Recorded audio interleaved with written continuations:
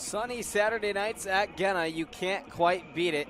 Just a gorgeous night here in Central Oregon. Nice and sunny, but a perfect breeze out from beyond us in center field, blowing in to the press box. Just a great night for a great matchup between the Portland Pickles and the Bend Elks. Elks trying to secure their second series win against Portland this season after they lost 5 of 6 against Portland last season. The Elks have won 3 of the first 4 matchups this season, nearly sweeping Portland up at Walker Stadium just a couple of weeks ago. And now here, 14 days later, the Elks get another win over Portland, and it was in dramatic fashion last night. A wild one, to say the least. A 4-hour crazy roller coaster ride that had all the twists and turns, plot twists, and more. Elks with a 7-run lead, not once, but twice in the ballgame. And yet Portland still managed to be able to find themselves back in it late, powering for a 6-run rally in the 8th inning to make it just a 1-run ball game heading into the 9th inning, where they tacked on a couple more and took their first lead against the Elks in the ball game after trailing by 1-7, scoring 8 unanswered runs. After the Elks had a 12-5 lead, they trailed 13-12, but then, as they have several times this season, responded in the bottom of the 9th and were able to get their 5th walk-off win of the summer by way of an Elijah Jackson sac fly to right field to bring in Braden Terry to score the winning run. In the process, the Elks snap a 3-game losing streak while extending Portland to a 2-game losing streak. The Elks will now try and create a winning streak out of it and secure a much needed series win over Portland. Elks needing to win virtually every series the rest of the way if they want to have hopes of making it into the postseason for the first time since 2015. And this would be a great stepping stone. They started off their first half on the right note against the Pickles in that first series and are looking to continue here now on the back half of the second half, starting against the Pickles again. First pitch will be at 6:35, but before we get there, we'll have our pregame show guest, Braden Terry, who joins us here today. Had a great ball game last night. Ended up really coming back into the lineup like he used to. Like showing signs of what he used to be for this Elks lineup more in late June. In late June, Terry went on a heck of a stretch, was Scary Terry among the team and amongst, as I called him up here. Yet he had his final multi-hit game come on June 24th. Today is July 22nd. It's nearly been a month since Terry had his last multi-hit game, but he got it last night. A 3-hit ball game, his 4th 3-hit game of the summer, and it was with dramatic fashion. His first hit of the game was a big one, a grand slam to right field, his first homer of the summer. He followed with an RBI single later on, 5 RBIs in total. A great night for Terry to try and boost himself and his confidence going down the home stretch of the season. We've seen a lot of Elks have some rocky seasons and been able to bounce back. The most recent example being Jake Hoskins, who has just been scorching in this lineup with 12 hits over his past 6 games with 4 straight multi-hit games, and we could see maybe this trend start to build up for Terry. Great young man, headed to the University of Washington, native of Bellevue, and also went to Everett CC, a hometown native of the Seattle area and those ponds up there. Our pregame show guest, Braden Terry, getting us ready ahead of Game 2 between the Bend Elks and the Portland Pickles, coming up right now.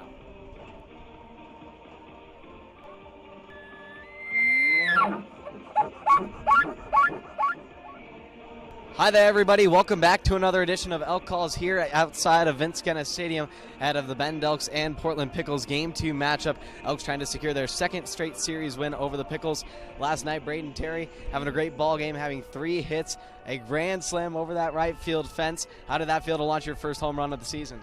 It felt awesome. I mean, there's no better feeling in baseball than seeing that ball go over the fence and getting to run around the bases with a nice jog and seeing your teammates back in the dugout and at home plate celebrating with them. So it was a great feeling. It's a long summer, and especially last night just kind of summed up to what a summer is. Roller coasters, highs and lows, and that's kind of been the story of your season, having some highs, having some lows, and then getting back now. Just how do you work through those highs and lows? It's all about trusting the process. I mean, this game it comes with the highs and it comes with the lows, so being able to create a routine and a process that you can stick to every single day and fall back on helps navigate through those times. You come from the NWAC at Everett CC, now going to UW, along with many other teammates that have come through the NWAC and getting a D1 opportunity. What is it about the NWAC that continues to allow players to develop and reach their goals at the D1 level? Yeah, I mean, I think primarily it's a tough conference to play in because you're in the Northwest, cold weather, and it's wood bats, so it really separates those who can produce for their teams and those who can't because they're in with wood bat and the cold. So you got to be able to produce. And I just think there's a lot of great programs, a lot of great coaches out there that do a really good job of developing their players, and there's a good culture of just playing hard and trying to get out of there, trying to elongate your career as long as you can. So I think it was the right move for me, and I really enjoyed my time there. Sure, and you play close to there, Everett CC, now at UW. How important has it been for you to stay close to home and near your family? It was important to me. I'm close to my family. I got a lot of friends in the area, so it's being able here in the summer, getting to Ben, how have you enjoyed this whole summer experiences playing in Central Oregon? Oh, I've loved it. I mean, mountain biking, all the stuff that I like to do. So it's been a great experience. I've been lucky enough to have a really good host family as well. So they've put me in, and I've had a blast. Big outdoorsy guy growing up? Oh, yeah. Me and my dad, we go to Eastern Washington all the time, fish the Yakima. So I grew up fly fishing, hiking, doing all kinds of stuff outside. So, being out here and being exposed to more of it, it's been a great time. I've absolutely loved it. Not just being exposed to a new environment, but to new people. It seems like you guys have gotten so close together with all these teammates. Just how has it been, and how valuable have these relationships been to you? Oh, it's been awesome. I've created some friendships here that I'm sure I'll have for a long time after, and hope for the rest of my life. It's just really a great group of guys that I think we've been able to gel and come together, and now it's just fun. We're just a group of guys having fun playing baseball, so can't complain about that. Fun playing ball. That's the story of the West Coast League. That's the story of playing in Bend. Braden Terry, thanks so much for taking the time on this edition of Elk Calls. Elks taking on the Pickles tonight at 6:35.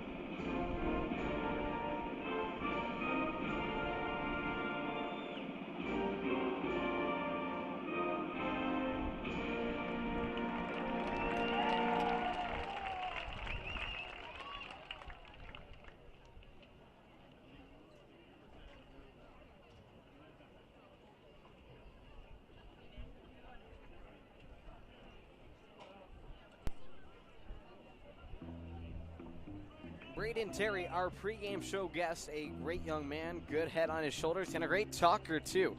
Very good interview with him. Happy that we were able to get him on the pregame show today. And he had a great ball game last night. Could Scary Terry continue on his tear? We will find out tonight. He is playing in center field in the lineup once again. Joining him in the outfield to his left is Justin Sukata, and to his right, Hunter Komine. In the infield from left to right, playing at third, is Maddox Maloney. At short, the scorching hot Jake Hoskins. And at second base, playing for just his third time this season over there at second, Avery Ortiz. And then rounding off the infield at first is Trey Nelson, who's come on as of late, hitting 2 home runs in the Wenatchee series after being in and out of the lineup for the majority of the season. And then behind the dish, today is James Williams out of UC Davis, making his Elks debut. Joining him will be his fellow UC Davis Aggie, the right-hander, Caden Hogan, a bulldog on the mound, feeds you the fastball and feeds you quick. Doesn't get away from it, is going to challenge a lot. So expect a lot of strikes to be in the zone, a lot of balls to be put in play. The defense to work behind him. Hogan will lead things off against Nigel Calderon. Calderon had a quiet light last night. Didn't get his first hit until the 8th inning, but what a monstrous 8th inning that was when the Pickles scored 6 runs to rally back. They ultimately came up short as they fall for the 2nd straight game. And the first pitch is just past time, 6:36. Just a little off schedule, but one of the quickest we've been on schedule so far. Normally around 6:38, 6:39, but this one just a minute past. 1-1 the count from Hogan. Here he comes. The Bulldog gets the batter to foul it away. A 4-hour ball game last night due to the walks, the comeback, and just a whole lot of madness. Carried the game longer than it should have gone. The 1-2 soars way inside, nearly decapitates Calderon. He hit the deck quickly. Leadoff batter dodges a bullet to the face. Hogan nods, winds and deals. Fastball just a bit outside. And that one's looking a little more quick out of the arm today. But still around the same velocity, 91, but certainly looks like the arm is feeling good for Hogan. 3 balls, 2 strikes, payoff pitch. Right down the pipe. A little 2-hopper over to Ortiz, fields and gloves. Throw to first in time.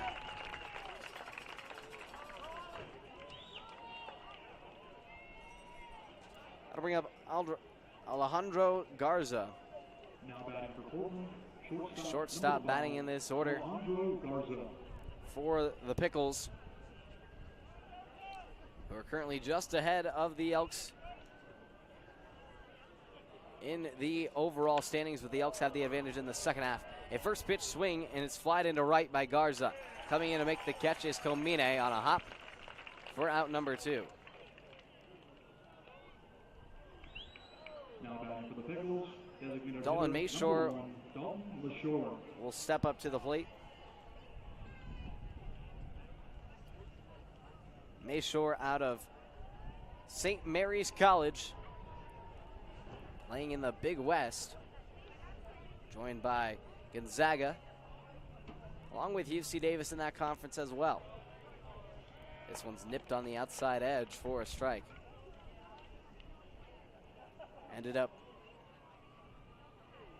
transferring out of Los Medanos College, getting a D1 opportunity over there at St. Mary's. 1 ball, 1 strike, a little bit of wind scraping across the chest of Hogan.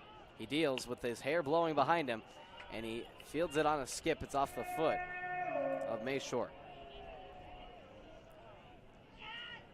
Originally a native of Eagle, Idaho, so pretty familiar with the northwest corner of the country. Ended up batting .335 in his 4 years of varsity baseball. 12th ranked prospect coming out of the state of Idaho. 1-2 pitch from Hogan. It's cut and a miss, strike 3. Hogan puts down the order 1-2-3, and the Pickles go quiet in the first once again. We'll head to the bottom of the first and see if the Elks can have their eruption from last night, in which they scored 5 in the opening frame. We'll see when we come back here on the Bend Elks live stream.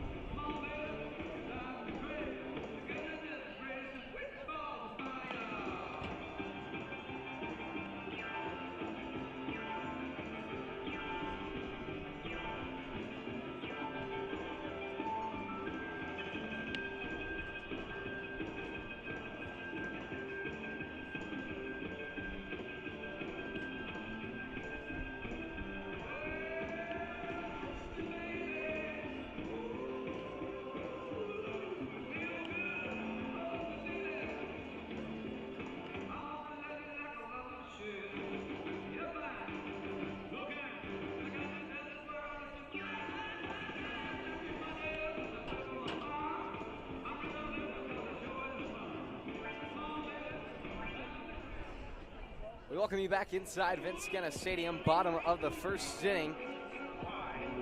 As the Pickles get retired in order, 1, 2, 3. Quick work for Caden Hogan, who's back like he never left.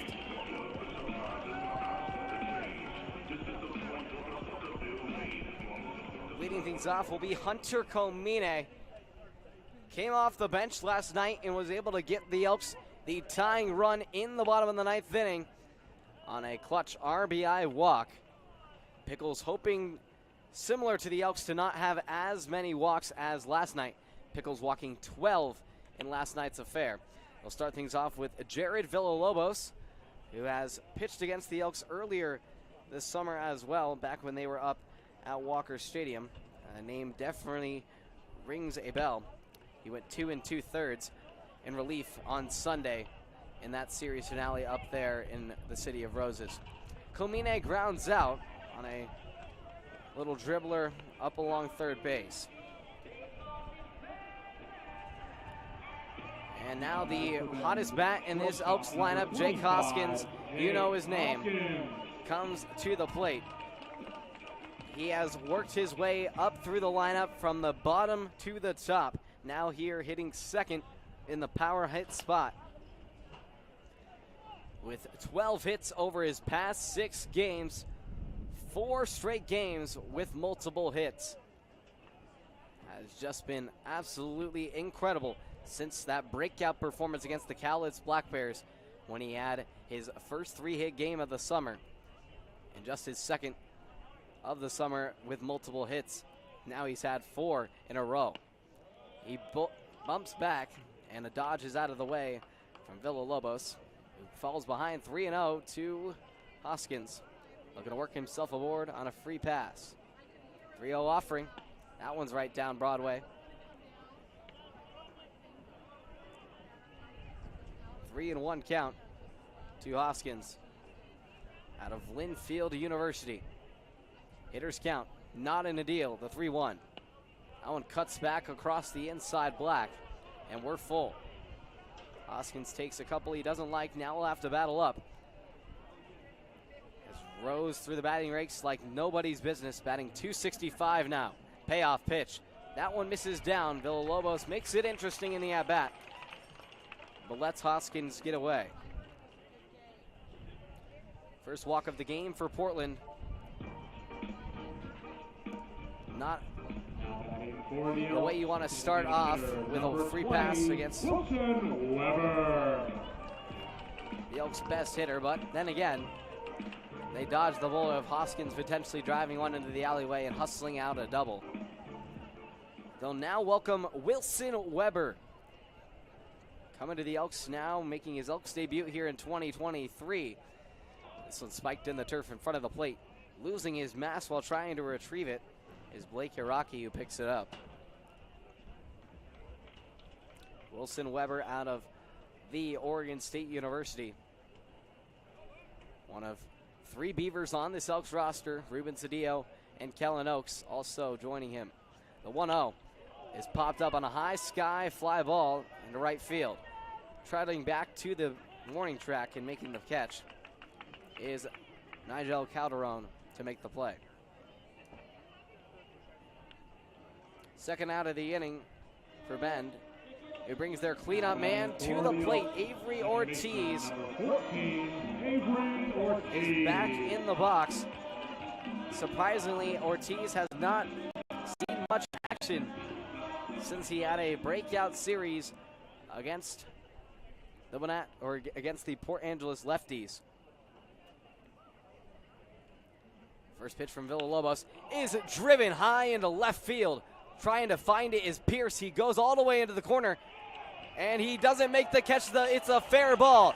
Coming around third and scoring is Hoskins. It's a first pitch drive to the corner. RBI double from Avery Ortiz, who continues to do damage. 1-0 Elks. They strike first yet again. Now batting for Bend, center fielder, number 12, Braden Aries. And it looks like Mark Magdaleno, the Pickles skipper, is going to try and protest to see if that ball was fair. Hard to see from the press box with the glare that comes in from the sun, but from the home plate umpire's view, he has the best seat in the house, and that ball, from his vantage point, dropped in fair territory.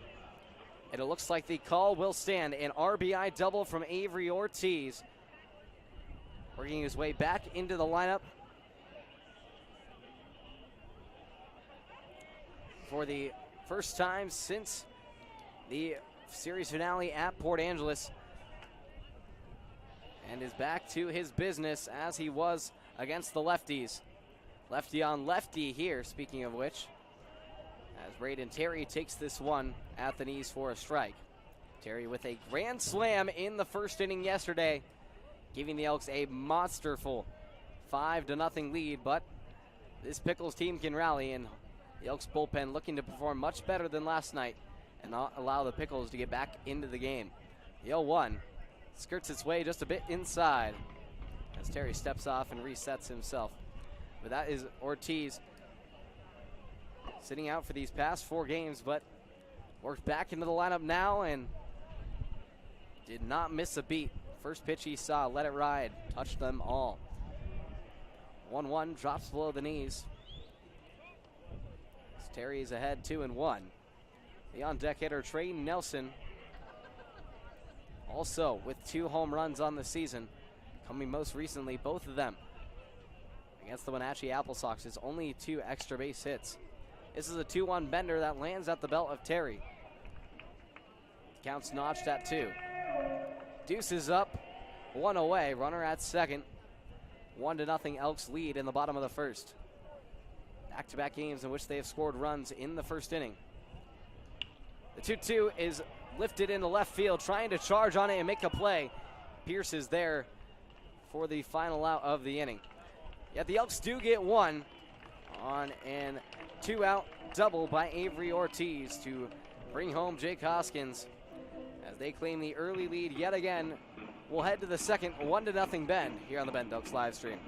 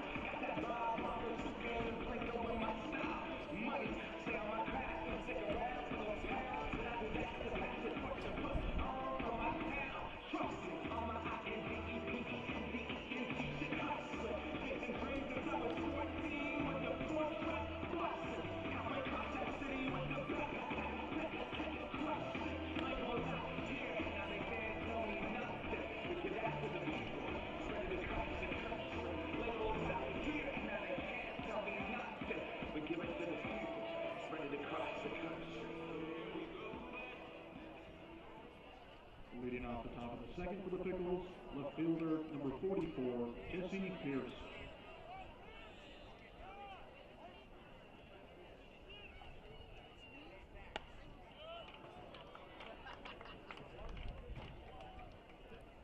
Apologies for the technical difficulties with the scoreboard. We hope to get that up and running soon, but for now, we'll just treat it like our little radio thing. Line drive, 1 out. That's a quick one off the bat of Jesse Pierce, right into the glove of Trey Nelson, who was standing right there to catch that dodgeball. Second baseman, number 10, Armando Briseño. 4 straight batters retired to start off this outing for Caden Hogan, the right-hander out of UC Davis, former position player transitioning into a pitcher. And this one's laced into right field. That's going to get down for the first hit for Portland. A opposite field single for Armando Briseño. Now batting for the Pickles,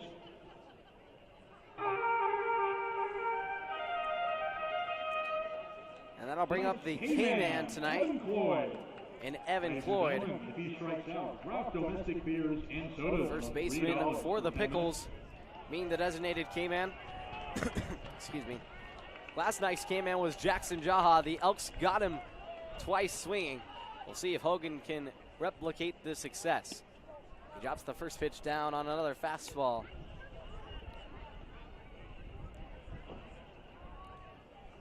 Cloyd in last night's ball game had a single and worked a couple of free passes while grounding out in the fifth. Also scored a couple of runs for the Pickles. The 1-0 skirts itself down and inside at the ankles. Back half of the lineup here for Portland. Turn things over to Evan Cloyd to try and notch themselves up at 1. Pickles trying to stay neck and neck this time as opposed to falling into an early deficit. This is a chopper picked up by Hoskins. Throw to Ortiz on to first, and they got him. Hogan lifts his fist in victory as the Elks get a 6-4-3 double play. What a job by Hoskins, going down in a knee, shooting it from the slot. And Ortiz let it go on a gun. Second double play of the series for Bend. As we'll head to the bottom of the second. A quick one once more from Hogan. 1-0 Elks here on the Bend Elks live stream.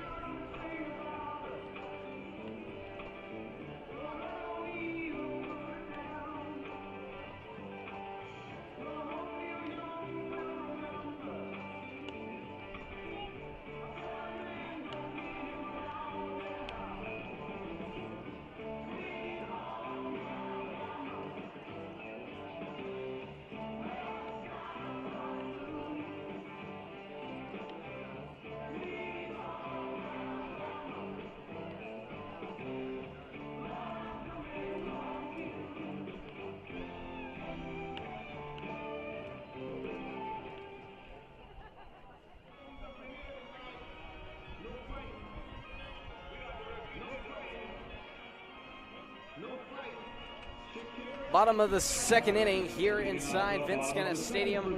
The Elks lead it 1-0. We'll try and follow up with another run as they turn it over to the back part of the order. 6, 7, 8. Trey Nelson, James Williams, and Maddox Maloney. Nelson takes the first pitch right across his thighs for strike 1. Nelson having a great series up at Wenatchee, as I've mentioned. Having those 2 home runs, each to different parts of the ballpark. One to the left center alleyway and one to right center. A big ballpark by the measurement, but played very small. Total of 8 home runs between those 2 teams over the course of the series. 1-1 drops down below the knees of Nelson, a product of Lynn Benton Community College, searching for a 4-year to go to. The 2-1. Hard cut and a miss as Nelson swings over it. Batting .212 on the season, just 7 hits, but 2 of those 7 are home runs. Here's the 2-2. Villalobos gets him looking. Outside edge, strike 3. First strikeout for Villalobos tonight. Nelson watches that one drop in for strike 3. That'll bring James Williams to the box. Another guy making his Elks debut tonight after the Elks have lost a handful of players who had some incredible summers and will be most definitely missed over this final home stretch of the season. Williams takes the first pitch he sees this summer. inside for ball one. The southpaw delivers the 1-0 pitch. It's on a one-hop over to second, picked up by Brazinho. Toss softly over to first in time. Here comes Maddox Maloney. Number 7, Maddox Maloney. Elks losing 3 key players over this past couple of days. Losing Ty Silva and Bennett Thompson after the road trip, and losing Bo Silvestru, who went out with a bang last night. 4 hits, a season high in his final game with the Elks this summer. The returner from last summer, first team All West Coast League member, and glad to have him back for yet another summer in Benton. And who knows, maybe he comes back for year number 3. There's been guys in the West Coast League who have done 4 years. We shall see. But wishing him well as he embarks upon his sophomore year at Oklahoma State. As well as Ty, who's entering his freshman year at USC. 2-0 misses outside, and quickly ball 3 to Maloney. While Bennett Thompson continues his stellar campaign at the University of Oregon, actually headed to the Cape Cod League to play for the Hyannis Mariners, or I don't believe that's their name. Hyannis Harbor Hawks, that's right. This one's sliced down into foul territory, as Villalobos works back a couple and is able to make it full for Maloney. Also a future Duck that will be joining Thompson this upcoming season. 3-2 payoff. Once again, pulled foul at the inside part of the bat. Maloney joining Coach Wazakowski and that squad this upcoming year, trying to play an essential role as a freshman. Hard task to do at a D1. 3-2 payoff. That's across the plate for strike 3. Elks go down in order here in the second. 2 strikeouts looking for Bend, as they aren't able to follow up with any runs in the second. It remains the same, 1-0 Elks, as we head to the third here on the Bend Oaks live stream.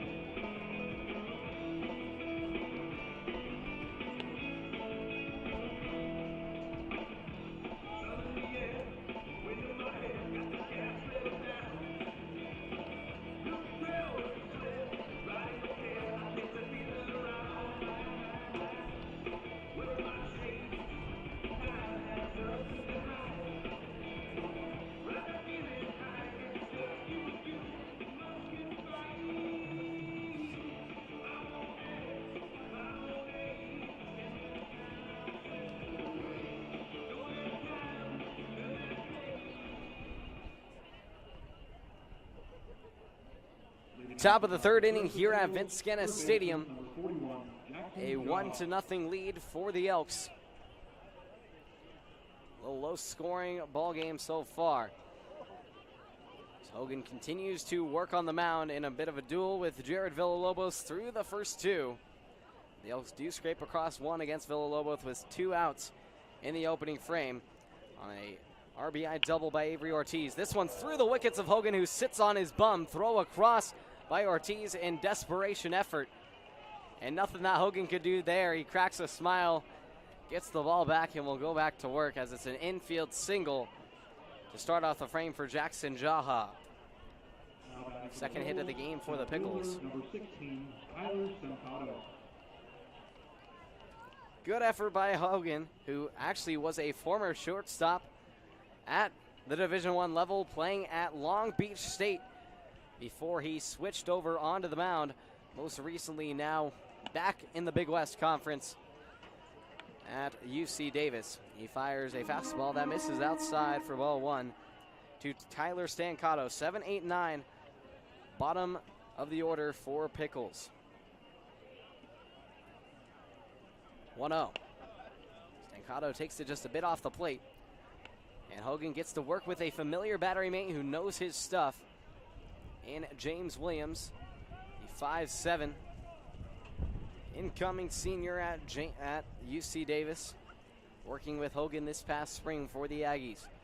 2-0 is fouled back, and into the parking lot it goes. Just transferred to UC Davis, similar to how Hogan did. Hogan redshirting in 2022, playing in 2023.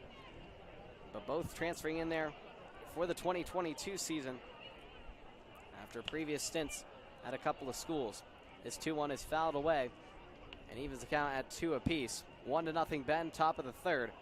Runner on first with no gone. And Kyler Stancato at the box. Kyler leading the way for the Pickles last night, having a 3-hit performance, going 3 for 4, 3 RBIs, and 2 runs scored. He's really carrying the lineup in the 9-hole spot.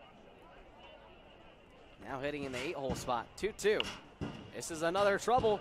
Picked up by Hoskins. Ortiz on to first. They don't get him.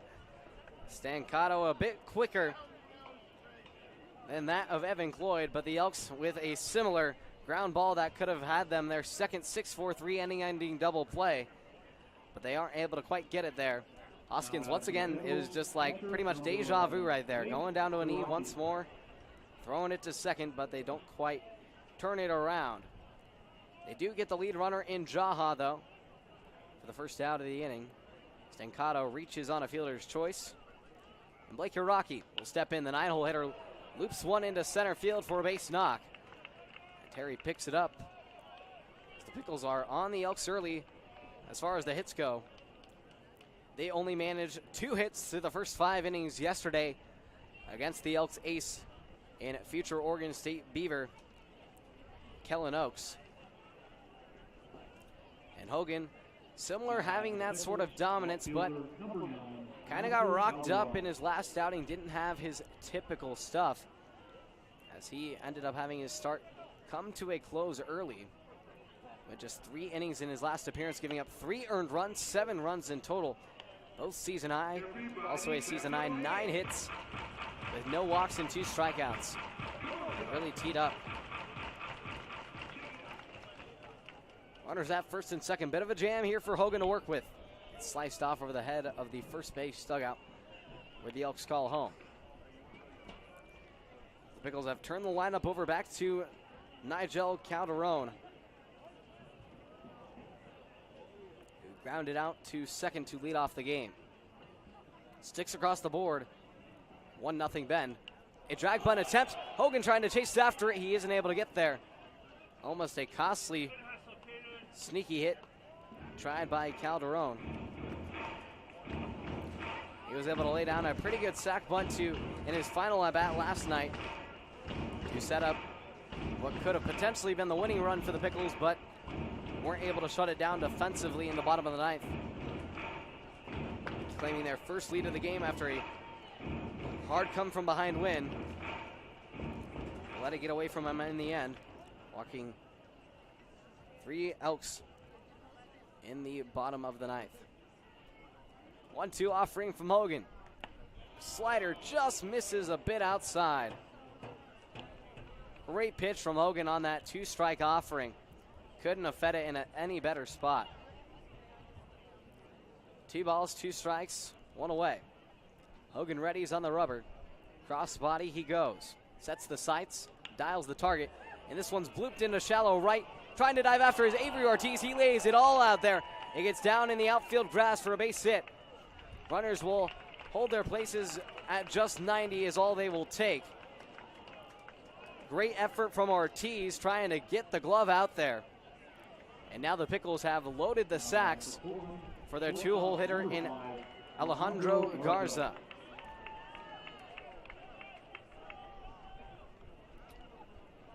Hogan, through his first 4 appearances, has just allowed 3 hits. Now over his last 2, he's allowed 13, including 9 in his last outing at Port Angeles, 4 today.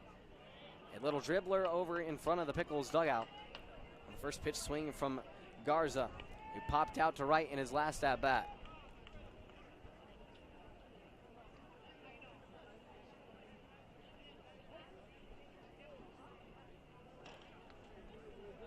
Hogan ready. Trying to work out of the bases loaded jam. Trying to find another double play ball. Oaks working one to end last inning. Can they do it with the bases loaded? Base hit with the speed of Haraki at second would likely score two and give the Pickles the early lead. 0-2. Hogan fires. A check quarter swing, just knobbed off by Garza, who stays alive. A 3.08 ERA for Hogan on the summer. 6th appearance overall, 3rd start. 11 2/3 innings of work, 14 strikeouts to just 4 walks, with 12 hits surrendered. 0-2 offering. Looping breaking ball is smacked into center field straight away to Terry. A curl up and a throw down off the mound, but they aren't able to get it there in time as Kyler Stancato comes down the line and notches this game at 1 apiece on the sac fly from Alejandro Garza. Now batting for the Pickles, designated hitter number 1, Dalton Mashore. It took a full 8.5 innings for the Pickles to tie last night's ball game. It takes them to just the 3rd to tie it up this time.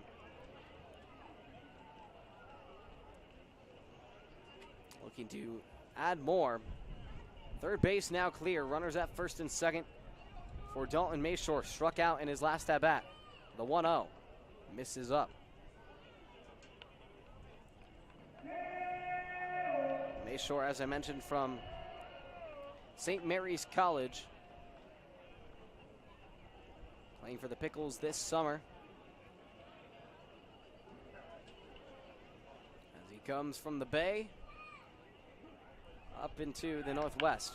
This one's on a one-hop, firmly picked up by Hoskins, throws sidearm to Ortiz, who gets scooted off the bag, but he's still able to secure the out as he squats on the base and he's able to retire the side. Pickles are able to tie the game on a sac fly from Garza. Stancato scores. We'll head to the bottom of the 3rd as the Elks look to answer and retake the lead here on the Bend Elks live stream.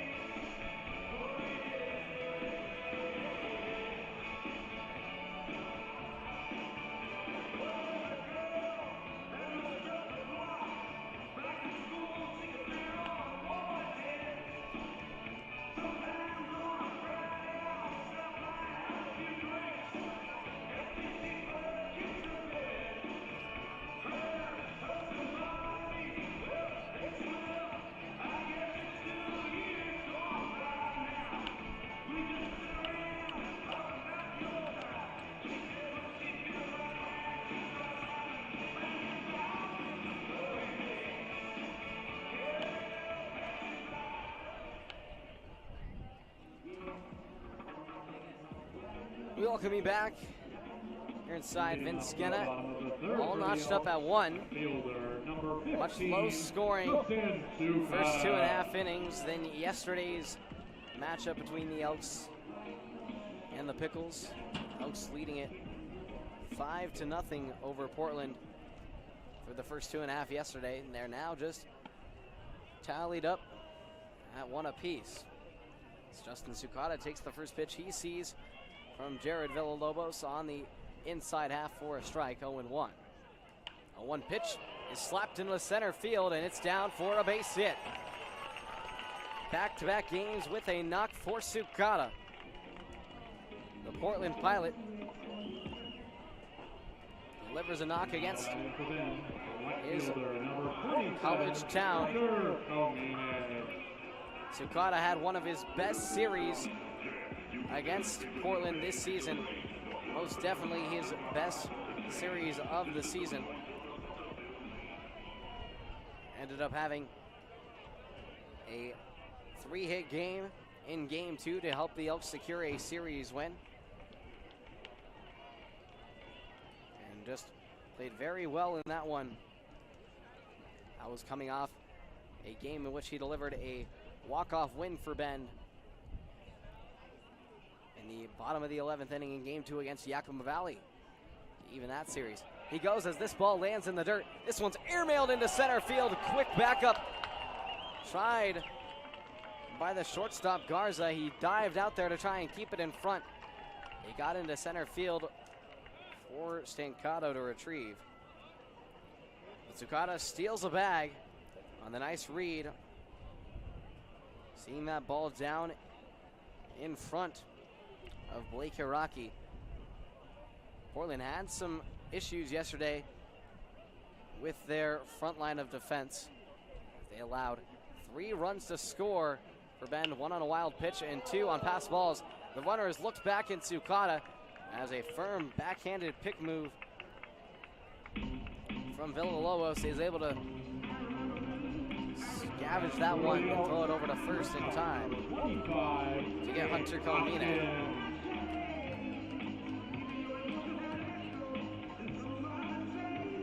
Nick Hoskins will step up to the plate. Walked in his first at bat and scored the Elks' only run on a double by Avery Ortiz with 2 away, trying to extend his 6-game hit streak. The runner in scoring position and 1 down, all even at 1, bottom of the 3rd. And a gorgeous night for baseball in Central Oregon, as always. 0-1. This one's grounded to the left side. Tough play in the hole. Throw across from Garza, and he gets him. A hard dart lands on the bullseye. Garza really had to dig deep into his back leg on that one, but is able to let it loose. 2 straight groundouts for the Elks. Trying to not strand Tsukata on that leadoff base hit. Wilson Weber trying to capitalize with his first hit of the summer. A catcher out of Oregon State University. Takes this first pitch for a strike.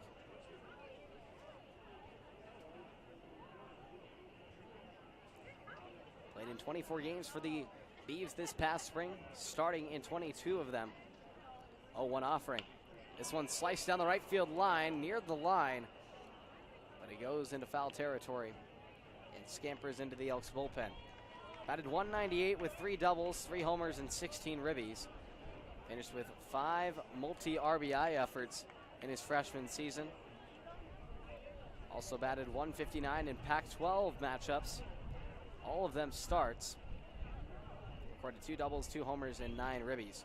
0-2, this one soars high for ball 1.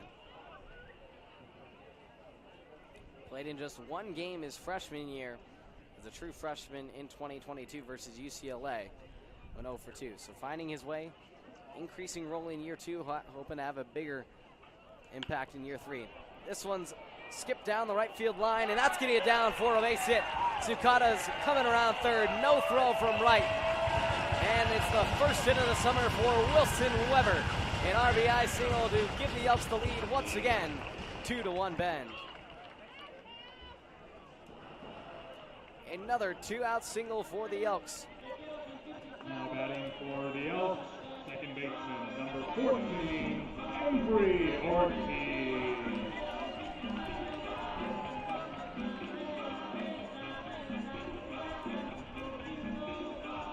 Little jam job single for Wilson Weber. Already has the crowd fired up The Elks respond yet again with a answer to the Pickles. They did a lot of that yesterday, responding in virtually every inning. After that first, 1-0 and a hard cut by Ortiz, who had the RBI double back in the first inning. Try and move Weber over. Has had a not incredible summer, but he's come on as of late and can turn things around. Shall he perform down the stretch? A quarter swing is fouled away, and it's 1-2. 2-1 lead Bend, bottom of the third inning.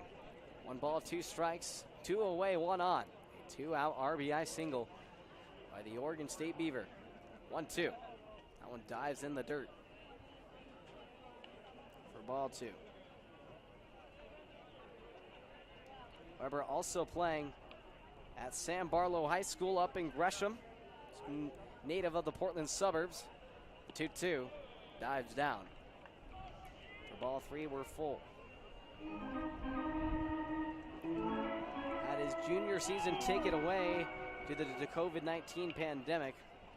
Earned first team All-State and All-League as a sophomore. Payoff pitch is lifted sky high into shallow center. Left center now it moves as a clap and a catch for the shortstop Garza, who makes the play and records all of the outs in the third. Elks get another 2-out hit. It's a Wilson Weber first hit of the summer. Brings in Justin Sukata as the Elks retake the lead 2-1 as we head to the fourth here on the Bend Elks live stream. Our contestants will have to spin with their hula hoop as long as they can. And the last one left hooping will be our winner.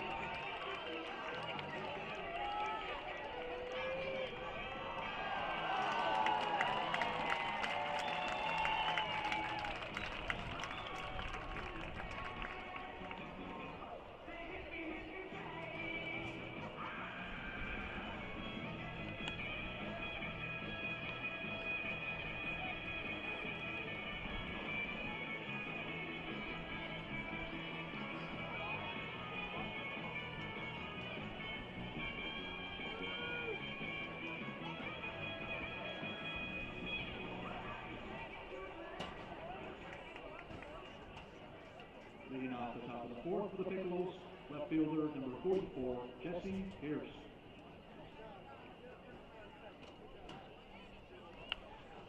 A slow dribbler up along first to start this one. Caden Hogan scoops it on the run and takes it to the bag. And an action-packed start to the fourth inning. Nice little play off the mound by the athletic Hogan, a native of Reno, Nevada. Picks that one up.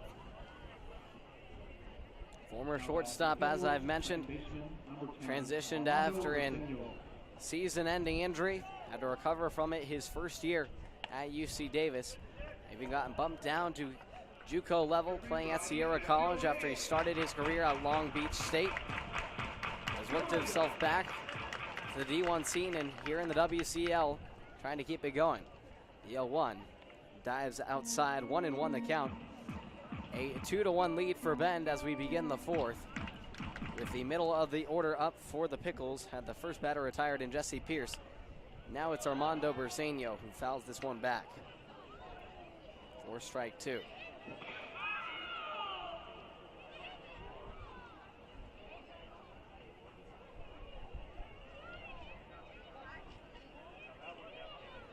The 1-2 offering from Hogan.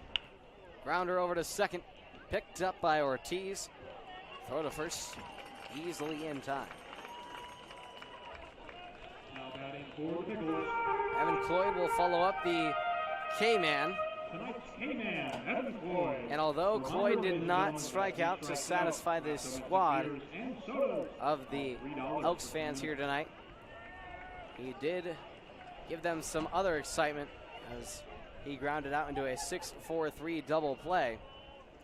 Second double play turned by this Elks squad tonight. He takes a hard swing and a miss. He gets some energy in the crowd as they signal up 2 more.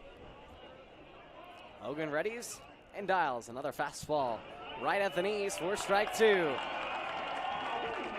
Hogan lifts his arms, nods, and is into it with the crowd, trying to give them what they want. Nods, wraps around. Here's the 0-2. It's chopped off as he stays alive.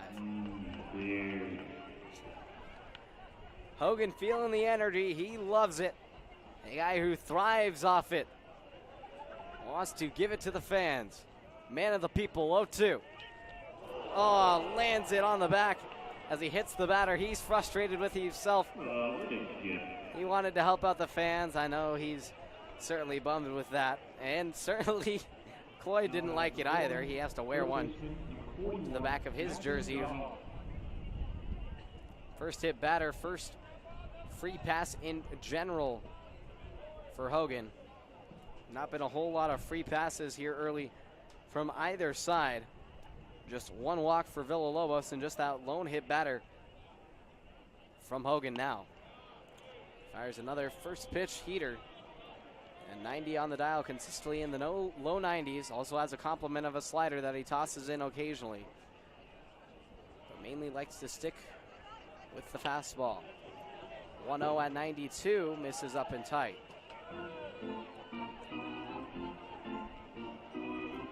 Series finale between these two coming tomorrow night at 5:05, right back here on the Bend Elks live stream. The Elks round off the series against the Pickles before hitting the road to Walla Walla. 2-0 pitch from Hogan. It's chipped away, and Jaha just missed that pitch. A lot of ducks in the house from both squads. Jaha just wrapping up his freshman season, while Maloney will be an incoming freshman there for the Ducks. 2-1 pitch. This one soars way outside as Hogan held onto that one a little too long. His battery mate retrieves. And that'll allow Cloyd to be able to move safely over to second. Putting a runner in scoring position with 2 away for the Pickles, who can definitely rally with 2. Scoring several of their runs with 2 outs in the frame yesterday. A hitter's count pitch. And it misses high and tight. And it's back-to-back free passes for Caden Hogan. Hopes to not let this spiral. A hit batter, now a walk. Jaha reaches for the second time tonight. I'll bring Kyler Stancato to the plate. Reached on a fielder's choice and scored the Pickles' lone and only run in the third. Out on a sac fly from Alejandro Garza. Hogan cross and a fire. That one's right across the outside black at the knees. 2-1. Elks in front, trying to keep this early lead going. 0-1 offering from Hogan. A chop down the first base line. Diving play from Trey Nelson. He loses the ball. Couldn't mitt it up. Coming around third to score is Cloyd, who is in, and the Pickles are able to notch it up on yet another tough effort for the Elks, who aren't able to make the diving play. Good effort by Nelson, but the run comes across to score. It's going to be marked down as a hit for the Pickles. Their 5th of the ball game, first of the inning. An RBI for Stancato, who gets his 4th hit of the series, first of the ball game tonight. The Pickles back half of the lineup, producing well here through this early going. Blake Araki also with one of those 5 hits in his first at-bat. Back in the third, a single to center. 2 runners in scoring position for him with 2 outs. Hogan trying to not surrender the lead. All notched up at 2 apiece. Here's the 0-1 offering, and it's cut away for strike 2. Araki coming into this matchup with just 26 at-bats on the season, 4 hits, a 153 batting average with 1 home run and 6 RBI. Coming onto the Pickles, playing his first few games when the Elks met them a couple of weeks ago. 0-2, just catching a piece.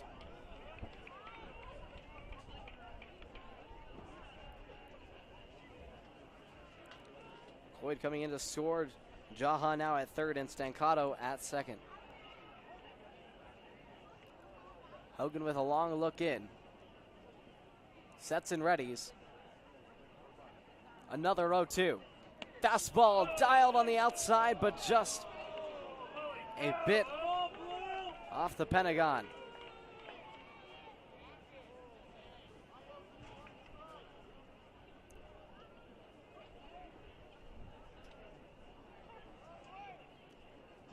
Strike 2 offering. Breaking ball catches the inner half for strike 3. Hogan tips his cap and heads on to the dugout. Straddling high as he doesn't give up the lead. The Pickles are able to notch it even on an RBI single by Stancato. Second time that Hogan has put away the inning by the strikeout. As we'll head to the bottom of the 4th. Close ball game at 2 apiece here on the Bend Oaks live stream.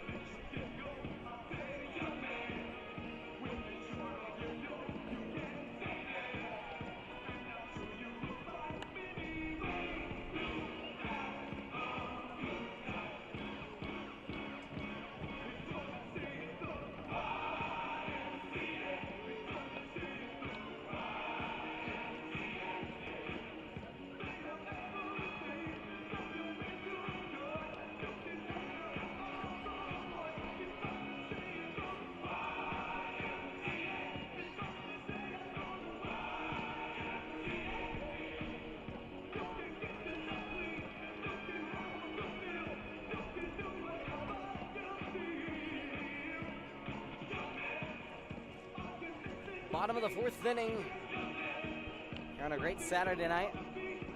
Bit of a lighter cloud than usual on a Saturday. Most of the fans coming in last night for Friday's ball game, which did not disappoint. A very exciting one, roller coaster ride to say the least, a 4-hour marathon full of 2 7-run leads for Bend. Both of those got evaporated by the Pickles, who took the 13-12 lead in the 9th, but ended up not being able to finish off an incredible comeback as the Elks ended up winning it in the bottom half of the final frame on a sac fly from Elijah Jackson. Much closer ball game here now, just 2 for each side, as Braden Terry will lead things off to start the bottom of the 4th inning. Back part of the order, Braden Terry, Trey Nelson, and James Williams, 5, 6, 7. Jared Villalobos continues to work well. He's worked well all season, just a .65 ERA, making his 8th appearance on the hill, just his 2nd start. The 2-1 offering, bounced down and outside, chested up by Hiraki. 13.2 innings pitched, 8 strikeouts, 3 walks, and 10 hits surrendered. He just surrendered 1 earned run coming into this game. Way back against Ridgefield on July 5th. He surrendered 2 today. The Elks offense has come to play. One of the best offenses in all the West Coast League. West Coast League South Division leader in runs and top 3 in hits, top 2 in home runs. 3-2 payoff. This one slapped the other way, and it just misses out of fair territory. Terry popped out to left in his last at-bat. Had a 3-hit game for the 4th time this summer. His last time at the plate last night. 3-2 payoff, misses just a bit inside.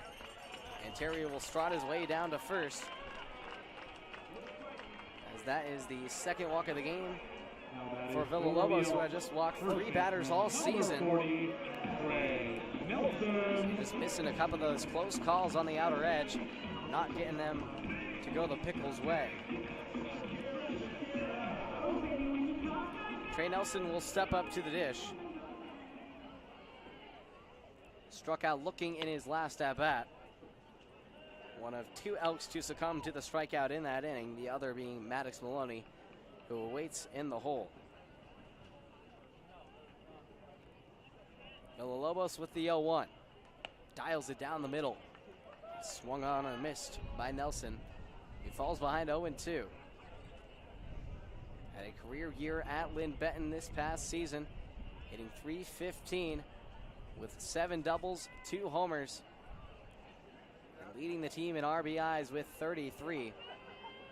Was also a part of the Roadrunners Championship run along 2 of his now former teammates in Ruben Cedillo and Jake Hoskins, along with Kellen Oaks, all now moving on to 4-year schools. This one's lifted high into the right center gap. Trying to chase it down is Stancato and Calderon, who makes the catch in the alleyway. Nice hustle by both outfielders, using that speed to track that one down. If I'm being honest, that ball might have gone on out of Wenatchee's yard, the way that has been played. Gena is a ballpark that plays pretty big. There's definitely been quite a few homers this summer to come out of this ballpark. But just 6 of the Elks 16 this summer,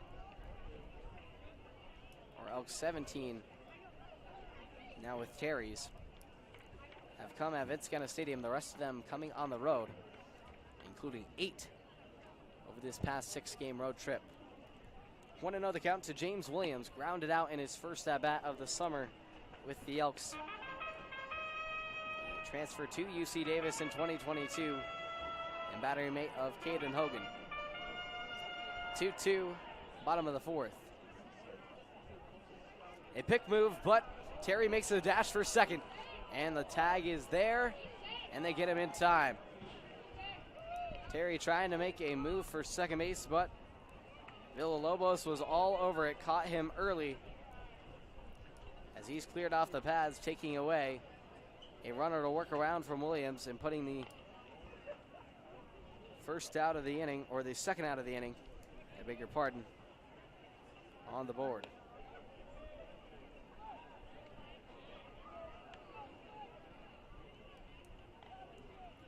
Now 2 away, 3-0.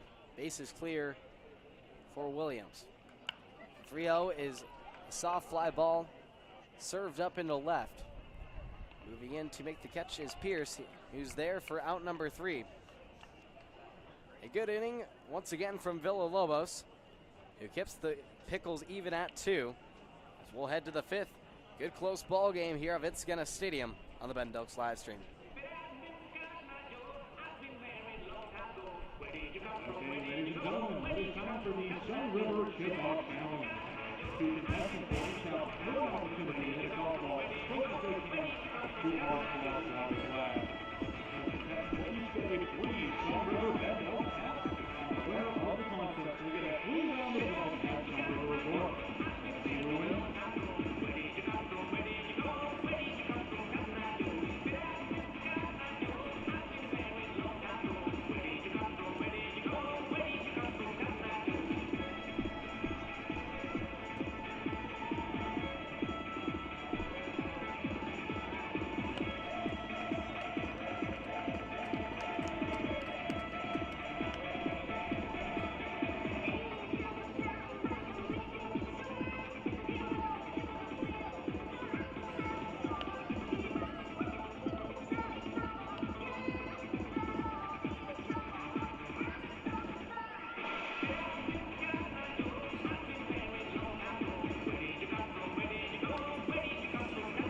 About halfway through this one here at Vince-Gena, game 2 between the Elks and the Pickles.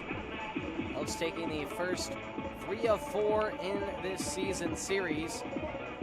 Pickles hanging with the Elks early on in this one, trying to set up a rubber match for Sunday. While The Elks try and just secure these series wins right here, right now, and look for another sweep. They got their first series sweep on the road trip against the Port Angeles Lefties. Have not swept any of the teams in the WCL South, though.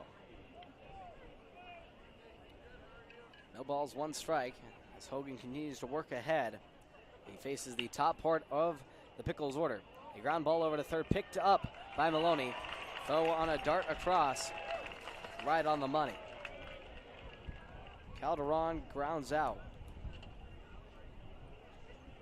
Now batting for the Pickles, shortstop number 5, Alejandro Garza. Alejandro Garza will come to the plate. Had a sac fly in the third to give the Pickles their first run of the game. Pickles tacked on another run in the fourth. And this pitch nails Garza. Second hit batter tonight from Hogan, who's hit batters in back-to-back innings. Garza wears this one. Bringing up Dalton Mayshore. He's 0 for 2 today. A strikeout in the first and a ground out in the third. Double play ball is in order for Bend. Already turned one tonight. Back it to end the second. A hard cut and a miss on the off-speed delivery from Hogan. Only mixes it in there occasionally, but certainly catches the hitters off guard. Likes to deliver the fastballs, trimmed around the edges. A clean cut. Although his hair might not necessarily be trimmed to the best, but he likes it. He makes it work, flow out the back. It's kind of the new trend of baseball players these days, letting it party in the back, you know. A 1-1. This one's fisted into shallow right. Trying to chart after it is Hunter Comine. It plants right in front of him. And standing halfway, dead in his tracks if that ball would have been caught, is Garza. Unfortunately for him, it drops in front of Comine for a base hit for Dalton Mayshore, his first hit of the night. Pickles with 6 hits here early. They had just 12 hits through the entirety of last night's game.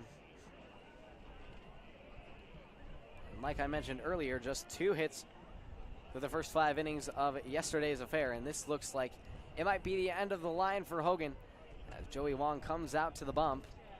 Hogan probably wanting to go and finish this inning, but Long isn't going to let him do it. As he'll strop back to the dugout, finishing up after 4 2/3. It's going to be Eric Valdez out of the bullpen. Valdez has really found new form, found new life since he's been plugged back into the rotation. And he'll look to provide some solid relief for an Elks bullpen that did not perform so stellar last night.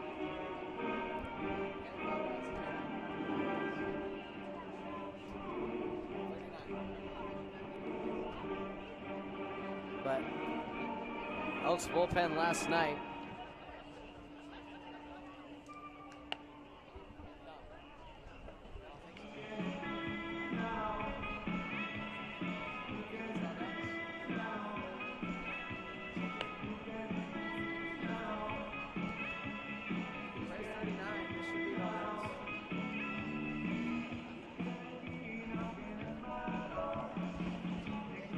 pretty sure it's Eric Valdez, just trying to confer with my press box mates. Valdez has now been essential over his last 3 appearances. Even got his second opportunity at a start up there in Wenatchee. The Elks unfortunately wasting his beautiful gem that he threw. Going 4 innings of work, allowing just 1 earned run, 2 hits, 2 walks with 3 strikeouts. His previous start, which came back way at the start of the season against Yakima Valley on the road, it was his worst outing of the season, giving up 5 earned runs on 3 hits with 4 walks and just 1 K. He didn't get his next opportunity to throw until 2 weeks later, until June 24th against Richfield, when he went 2/3 of an inning and surrendered 5 runs as the Elks lost that one by big time, 15-6. But over his last 3, he has been great. Giving up just 3 earned runs, 5 hits, 4 walks, and 8 strikeouts. Fortunately for the Elks, they have just won 1 of those past 3 games. Valdez delivers his first pitch down and outside for ball 1 as he works against Jesse Pierce. Runners on first and second after back-to-back one-out singles from Garza and Mayshore. Valdez with the 1-0 offering. This one's tails outside for ball 2. A product of Feather River CC, taking over for his fellow Reno native in Caden Hogan, both from the upper part of the state of Nevada. He comes set with the 2-0. Hard swing and a miss. Valdez beat him with the fastball.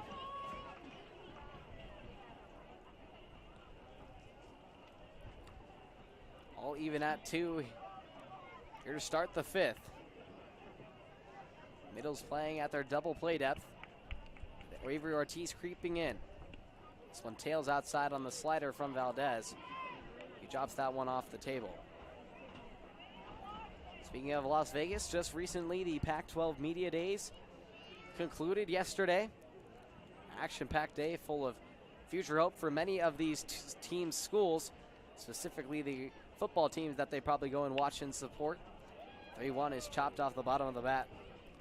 Bottom down by Jesse Pierce. Lots of excitement around the conference, especially around the quarterback buzz. Cam Rising, a returner, coming off an ACL injury, but has led the Utes to back-to-back Pac-12 championships. Of course, Michael Penix Jr. and Bo Nix, each NFL draft prodigies. This one is lifted high into left field. Sukata racing back to the track, goes up against the vets. He makes the catch and is able to throw it in to the cut man. The runners stay put. A loud, towering fly ball for Jesse Pierce, who nearly put out his 3rd home run of the series against Bend over the course of the season. He homered last night, the only home run for the Pickles in that one. Oaks also had one. Tough way to go down for Pierce. Good job by Sukata to track that one all the way back to the fence and not get shaken up by the warning track dirt. A hesitation swing for Berzano, who got buckled on that pitch on the curved ball from Valdez.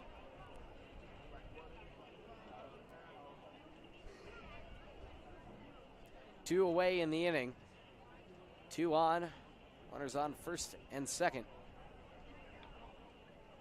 Valdez steps off the rubber to check back in on Garza, who's bouncing around. Not to mention the fact that there is a Heisman Trophy winner once again in Troy. As the Elks have, or as USC, has Caleb Williams returning for his final year likely. So he'll head to the NFL draft. This one's popped up down the right field line, trying to chase after is Trey Nelson and Hunter Comine. They both miscommunicate, and Nelson shrugs his shoulders as he thought that Comine was going to charge in and swoop that one up, but instead it plants right between the two. The Arkansas's fly ball, as I like to reference that, in reference back to the 2018 World Series of the College World Series between Oregon State and Arkansas. Elks or Oregon State down to their final out. Arkansas a catch away from ending it and being champions. Instead, they dropped it. Trevor Larnick hits a home run, and the rest is history. 0-2 from Valdez. Runners go. It's bounced down and outside. A double steal puts 2 runners now in scoring position. Garza's into third. Mayshore now at second. First steals of the ball game for Portland. They come at a good time. Valdez trying to put away the side and avoid giving up the lead. The 2-2. It's popped up out of play. Still just tied, trying to keep it even that way. Joey Wong signaling Hunter Comine to trail in a little bit, shorten up his distance out there and right. Also signaling to Terry to shallow up. Valdez readies, the right-hander comes to the plate with the 1-2. He drops it just below. Bit too much arc on that breaking ball. Big time at bat here for Brazeno. And a big time pitch for Valdez. Brazeno 1 for 2 today. 2-2, 2 down, 2 on. Deuce's wild pitch. A slow roller picked up by Hoskins. Double clutches, throws to first in time to get out of the jam. Valdez gets the ground out, and the Elks escape clean despite some trouble. We'll head to the bottom of the 5th, still at a pair apiece here on the Bend Oaks live stream.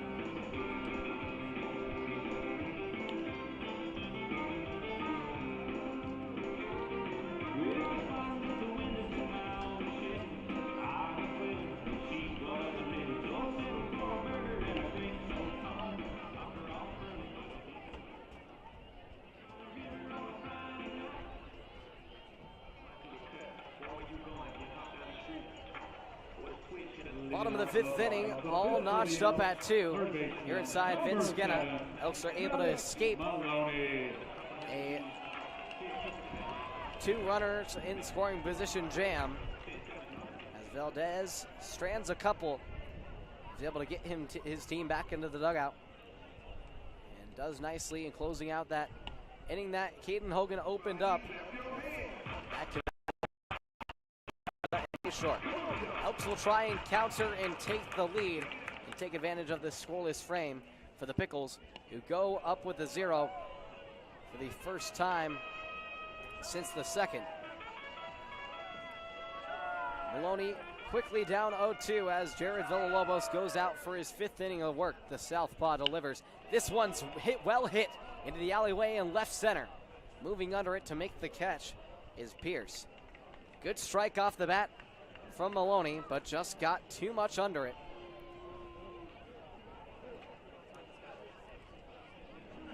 First out of the frame. I'll bring up the bunt of the litter, Justin Sukata. Round off the lineup here.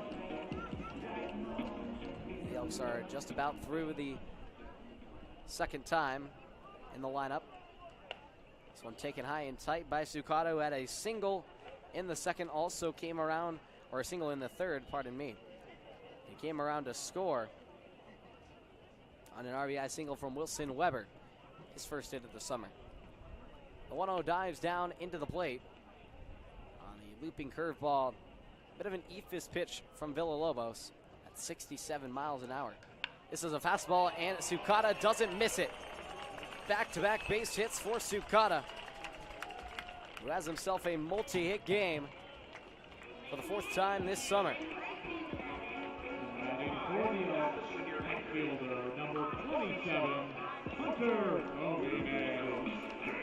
Elks will turn things back to the top as Hunter Comine tries to work himself aboard for the first time tonight. A couple of ground outs, both to the left side. One to third in the 1st and a short in the 3rd. The University of San Diego transfer and Seattle Redhawk. He came to Seattle this past spring after spending his fall at USD, playing closer to home, where he's natively from Mill Creek, Washington, in the Seattle area. A backdoor curveball once again landed on the inner black by Villalobos. Has limited the Elks offense to just 2 runs for the first 5 innings of this one. 0-1 pitch is a pick move instead. Bounced in front of the first baseman, Cloyd, who picks it up. You don't normally see players having to sit out now with the era of the transfer portal, but it still does happen. And Hunter Comine, a prime example of just that. Certainly Joey Wong is serving as an assistant on that staff in Seattle. Looking forward to seeing what Comine can translate from Bend up there with the Redhawks this upcoming spring. Another pick move by Villalobos, trying to keep the speed of Sukata at first. Tallies across the board, 1 ball, 1 down, 1 away. 2-2 ball game. This pitch way outside as Villalobos lost the grip off the seams. Several other Redhawks scattered throughout the Elks roster, including 2 incoming Redhawks in Tyler Peterson and Elijah Jackson. Both getting the night off tonight, surprisingly. 2-1, another Ephus pitch misses outside. High and away. Hitters count for Comine at 3-1. Elks also had some previous current Redhawks play for them this summer, with Luke Allwood, a prime ace for the Redhawks as a true freshman. This one's fly down the right field line, out of play. And we're full. Elks retooling their pitching staff, though, and have some solid starting rotation, especially during the weekend, going with Kellen Oakes last night. Certainly will give you 5. Caden Hogan, you know, will fill up the zone. Only walked 1 batter. Did hit a couple, but likes to attack the zone, attack the hitters. And then Tucker Rote, I mean, no better way to close out a series. The team leader in ERA at 1.98. 3-2 payoff. This one's fouled away. Outside into the parking lot once more.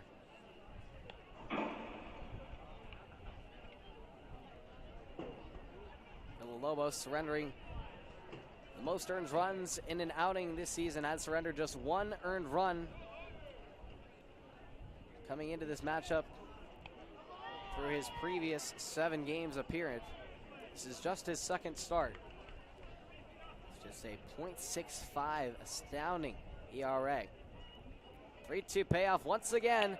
This one grounded through the right side. He plays the shift, and Comine pokes through. Sukata on his way to third. He'll slide in there safely. A great job by Comine, who places it right where the Pickles couldn't get it. His first hit of the ball game in the 6th for the Elks, or the 5th, pardon me, and this looks like it'll be the end of the line for Villalobos. As Mark Magdalena will come out to the rubber and take the ball from his starter, as Portland will look to the bullpen for the first time tonight and match the Elks in that regard. Villalobos, similar to Hogan, only is able to go 4 1/3. We'll be back here soon to finish off the bottom of the 5th as the Elks look to capitalize and bring a couple across here on the Bend Elks live stream.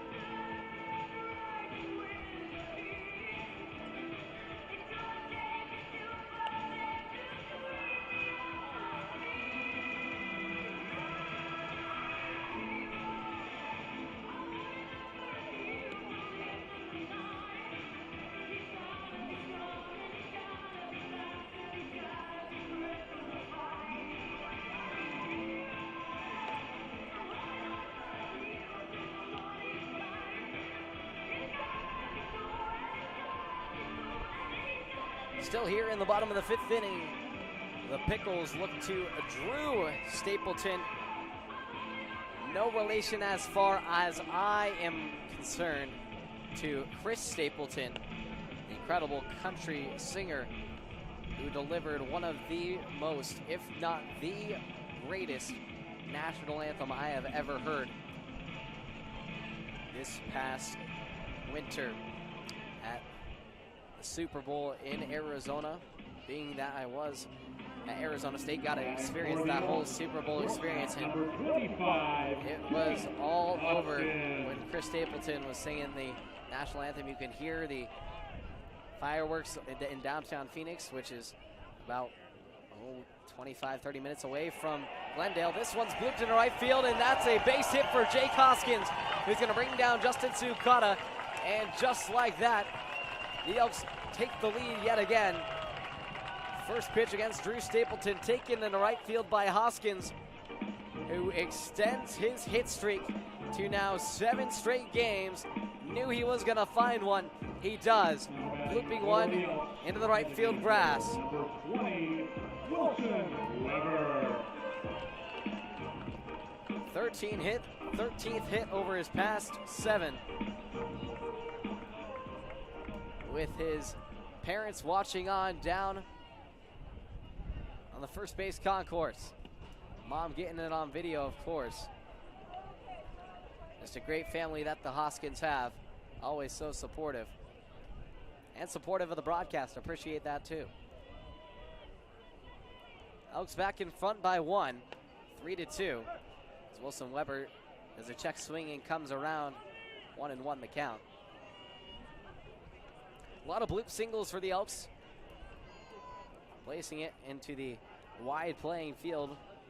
The outfield of Vince Skenna. The 1-1 pitch to Weber. Right down at the knees. Dialed up for a strike. Stapleton giving up a run on the first pitch he has. Of course, it won't go earned on his part, as that will be placed on Villalobos, his behalf. On a safe and RBI single for Wilson Weber, his second RBI of the night, and the Elks lead it 4-2.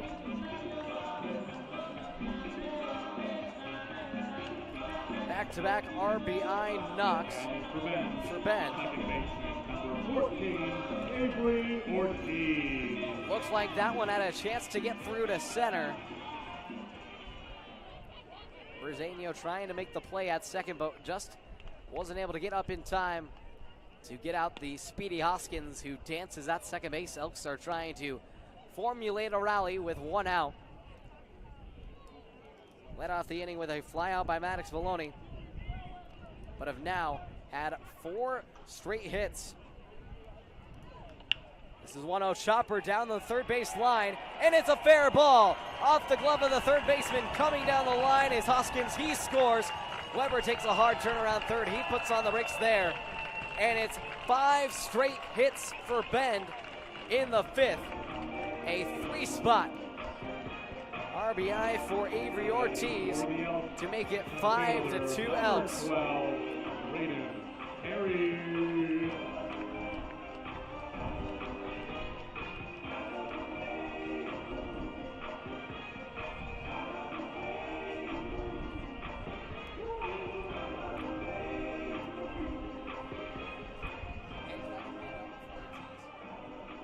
Second double of the game for Avery Ortiz,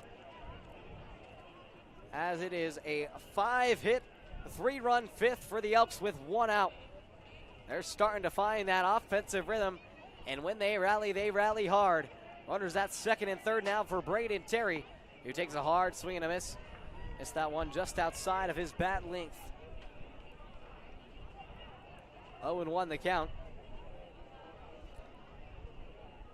4 straight base knocks, then an extra base knock there for Ortiz. This one slapped through the left side for a base hit again. 6 straight knocks. When to hustle around for Ortiz, makes it a 2-run single for Braden Terry, who has his second straight game with a hit. It comes with a pair of RBIs, and the Elks are rolling with a crooked number 5-run fifth, 7-2 Bend. For Bend, first baseman, number 40, Craig Nelson. Braden Terry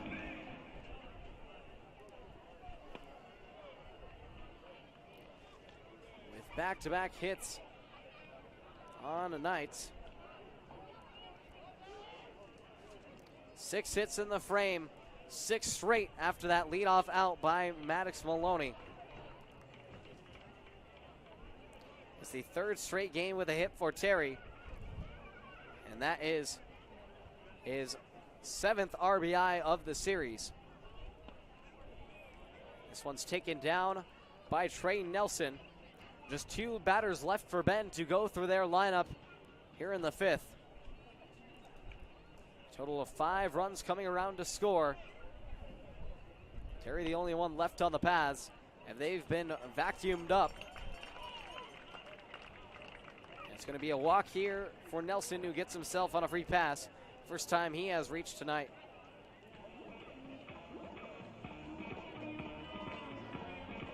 That'll bring James Williams to the box, still looking for his first hit. And this will bring out these Pickles pitching coach to the mound to try and discuss things over and reset the staff.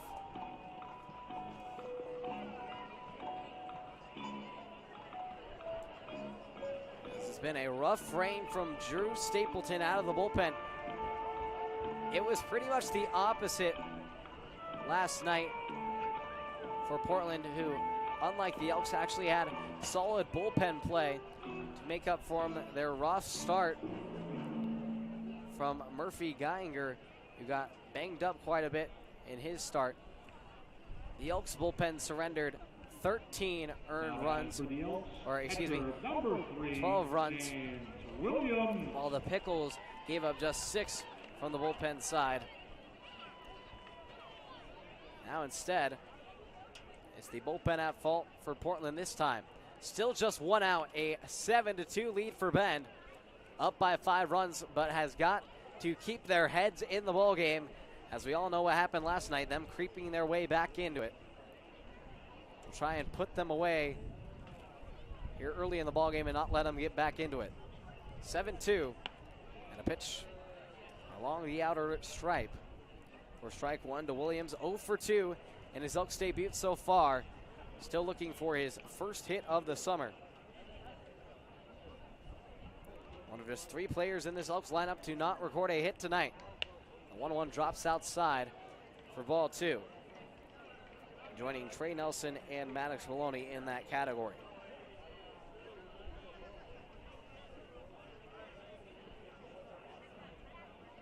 Stapleton, hooked to the mound, deals the 2-1, sliced hard, down into off the screen, off the left side. 2 balls and 2 strikes, 1 away. The UC Davis man.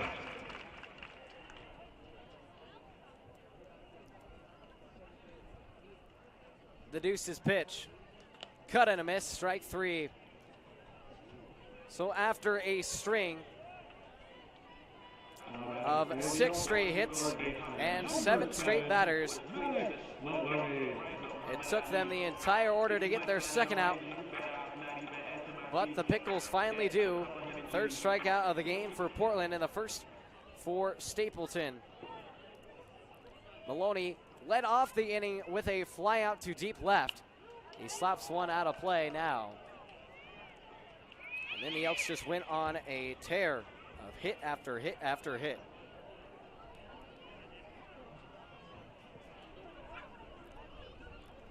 Braden Terry in scoring position with Trey Nelson at first. 0-1 drops down below the knees of Maloney, evening the count at 1 apiece. In the last game that Maloney appeared, the series finale against Wenatchee, had some solid hits, but just wasn't able to find green grass. Ended up going 0 for 3. This one's well struck into left field, this time into the alleyway. Will it get down? A diving catch attempt. And did he come down with it? They're going to say he got it. A acrobatic catch for Jesse Pierce. Somehow comes up with it as Maddox Maloney is furious. Gets robbed of another big-time hit, but a great inning as a whole for the squad for the Elks, who get 6 hits in the inning to score 5 runs and make it a 7-2 ball game in their favor. We'll head to the 6th. Elks up by 5 here on the Bend Elks live stream.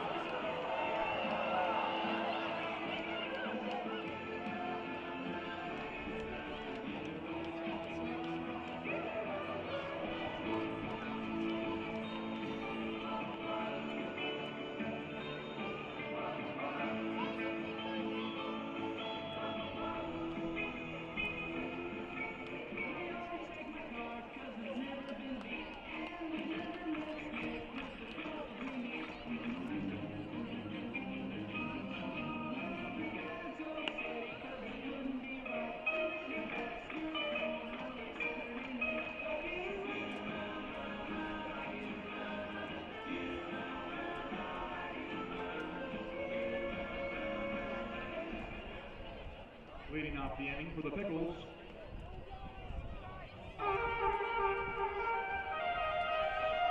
Top of the 6th inning frame is the K-Man will lead things off. And Evan Cloyd takes the first pitch outside from Eric Valdez, who was able to twirl his way out of an inning. Last time he was out, get the Elks out of a runners in scoring position jam. And allowed the offense to take advantage, capitalizing on the push jam from Valdez and turn it into 5 runs in their favor. A string of 6 straight hits to bring in 5 runs. And a great showing for the Elks offense in that 5-run 5th inning. And yet another crooked number for this Elks lineup. It finds ways to build momentum and they feed off of it. 3 balls, 1 strike. Here's the pitch from Valdez. It soars high for ball 4. Just the second walk of the game for this Elks pitching staff, as Valdez lets the K-Man get away for the 2nd straight time on a free pass. He grounded out into a double play in the 2nd, but has now reached on a hit by pitch and a walk. 6, 7, 8. Back half of the lineup for Portland. Jackson Jaha to the plate. He's reached twice and is 1 for 1. First pitch misses just a bit outside. A single to center in the 3rd and a walk in the 4th. The only other walk in this ballgame besides Cloyd. 1-0, soars high. Valdez falls behind, hoping to not have the walks come to bite him in the tail, as they did the entire Elks bullpen last night. Had a struggle locating the zone, walking 10 batters on the evening. The 2-0 is a late swing. Jaha just catches the bottom part of the barrel.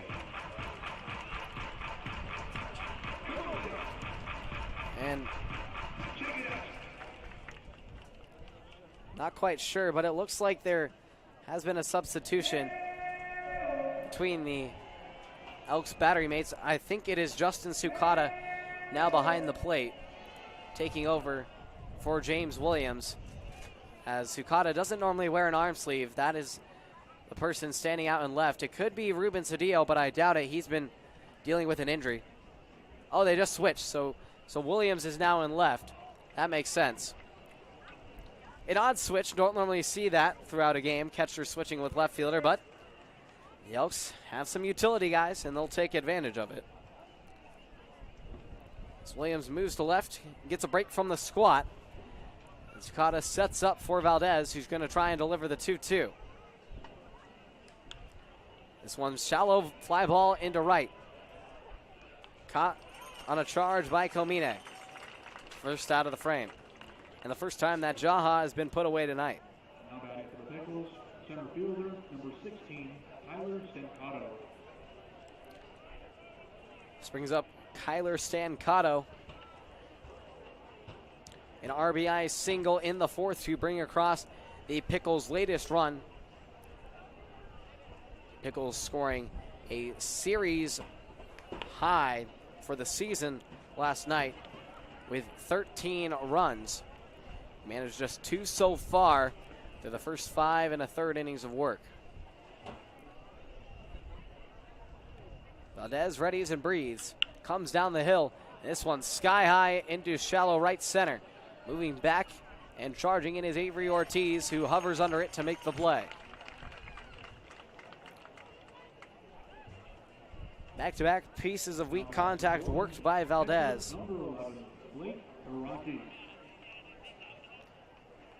That'll bring up the bottom part of the barrel for Portland.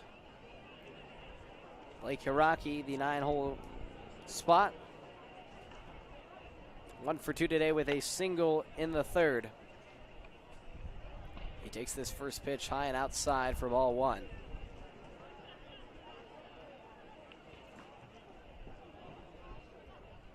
Runner on first in Evan Cloyd.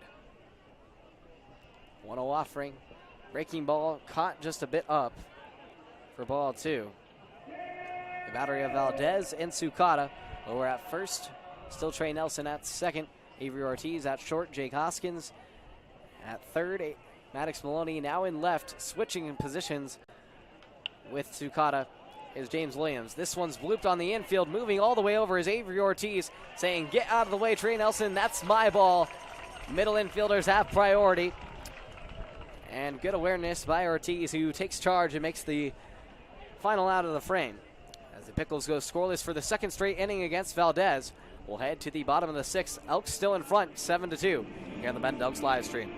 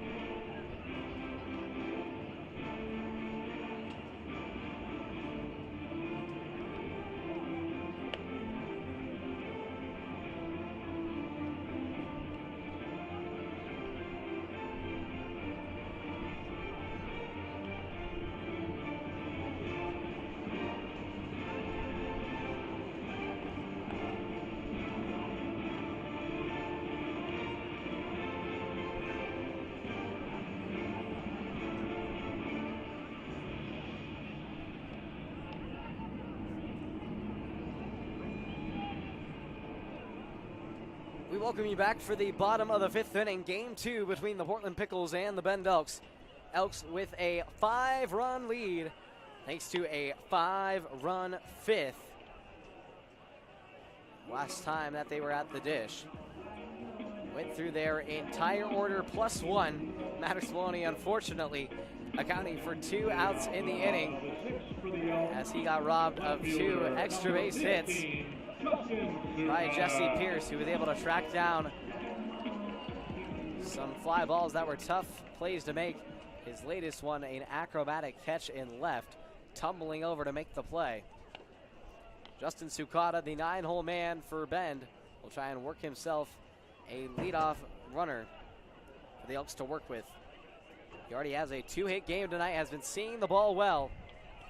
The Portland Pilot playing against players that are playing in his college town, where the summer college team of Portland. 2-0 pitch misses outside for ball 3. Portland, a team that is still in search of its first ever West Coast League championship. 3-0. Pulled back by Sukata. Takes that one for a strike. That seems to be a trend throughout the Elks lineup. Is that they, with a 3-0, they show bunt, but often pull back. 3-1 misses down. And it's the second walk dealt out by Stapleton. A leadoff base runner represented by Sukata. That'll flip the lineup card back to Hunter Comine, who had a great single in his last at-bat. Played the shift and stayed through one, hit it the other way, inside out swing, poked one in the right field, worked Sukata over to third, and the Elks continue to build off that from there. A first pitch will change up action, lands at the knees just below him at 82 on the dial from Stapleton for ball 1. The Northpaw delivers, and this one is high and tight. Elks with 7 hits, 9 runs, or 7 hits, 7 runs, 9 hits. My apologies. No errors. While the Pickles have 2 runs, 6 hits, and no errors on the night. Another 3-0 count. Quickly working behind Stapleton. Just rattles off ball after ball, and he misses this one down yet again. It's a 4-pitch walk dealt out to Comine. And out of the 9 pitches in this inning, 8 of them have been balls.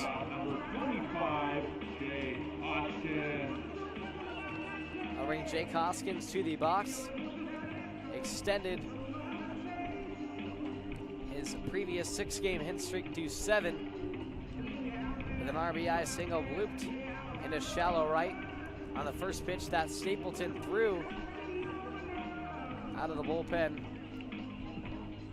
And then it just continued to spiral from there for the Pickles, who allowed RBI single after RBI hit after RBI hit. Wilson Weber, Avery Ortiz, and Braden Terry all following after that, bringing in 5 extra runs beyond that point. Runners at first and second as the Elks get a couple of leadoff base runners to start the 6th. First pitch swing from Hoskins, who falls to 0-1.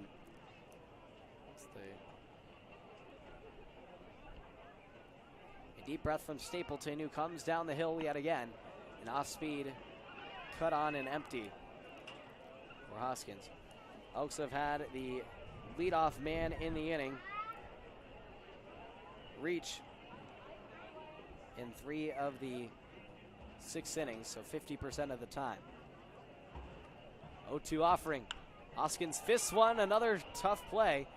This one has some more carry and hang time for Calderon to get under.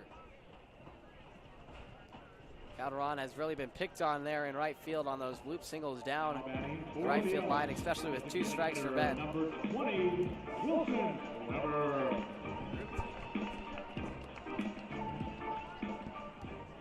Correction. And for the Elks, number 6, Ruben Cedillo. So Ruben Cedillo is going to come into the game. I hope and pray just for the young man's health that he doesn't tweak anything. Last night, he had a great game in his start. He was pulled early for Avery Ortiz, but ended up going 2 for 4 and reached 3 times. He was limping around first on his leadoff double yesterday. I hope he is able to be okay as he continues to work back from an injury. He is back like he never left it, but he lines this one to third. They're trying to double him off, and they do.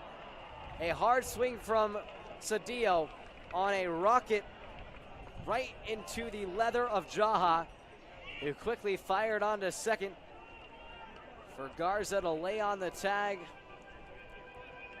on Sukata, who couldn't quite work back in time. An interesting 5-6 double play to end the frame. Big time play for the Pickles. Show some great defense there. and keep the deficit still at 5.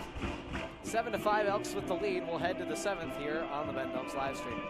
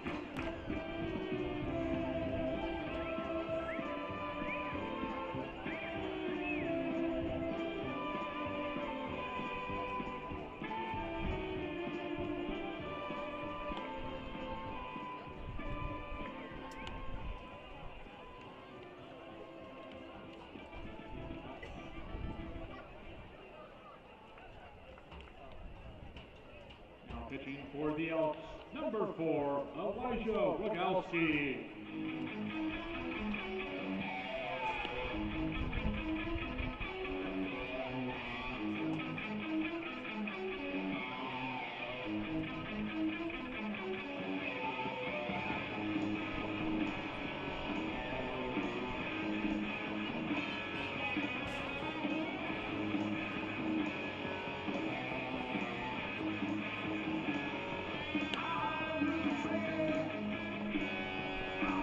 Top of the 7th inning. It's a night of Elks debut, and they continue. They've had a couple of them at the plate with Wilson Weber and James Williams, but now they get one on the mound, and Elijah Rogalski making his Elks debut Now back to the Pickles, right out of the fielder, University of Texas. Calderon. A UT commit playing for Sacramento City Community College for committing to the Longhorns. Deals this first pitch for a ball. 6 foot. A good frame. Sacramento native. Deals a couple of first pitches for balls as he works against Blake Hiraki. Or this looks like Calderon. Lead off the frame. And indeed it is, as Rocky ended last inning on a pop out to Avery Ortiz.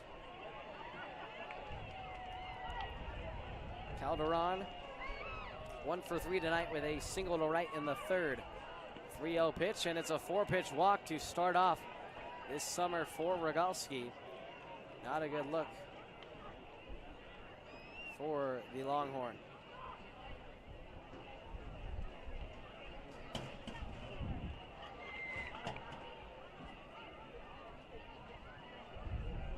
It's the 3rd walk of the game for Bend, as Eric Valdez did his job yet again tonight, continuing to put together a great string of outings.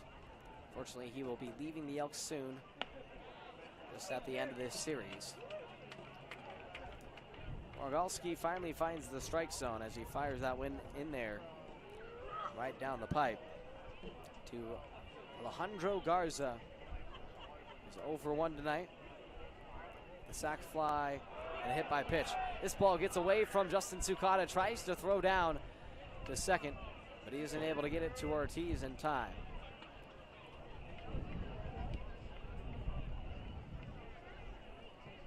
Sets up a runner in scoring position for Garza. The pitch is in there for a strike. Rogalski straddles, while Calderon dances. This one once again gets to the side of Tsukada, who isn't able to keep it in front. Shoots out to his side on a spurt. And Jake Hoskins going to help out a fellow brother. Just giving the runner what appears to be maybe some gum. Not quite sure. Seeds, who knows? 1-2. Rogalski dials it down low. 92 on the right radar.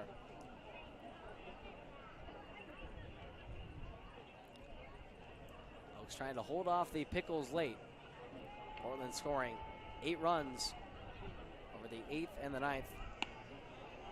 Quiet in the 7th. It's really just these final 3 innings are do or die for Bend on the hill. They're going to need the bullpen to perform well in attack.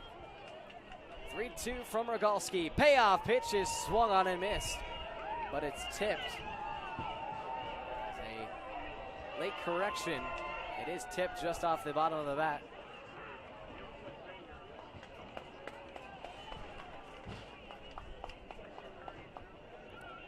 Another payoff awaiting the batter. Raza swirls, and he takes this one outside. Back-to-back walks to start off this summer for Rogalski. Not the way that Ben wanted him to make his Elks debut.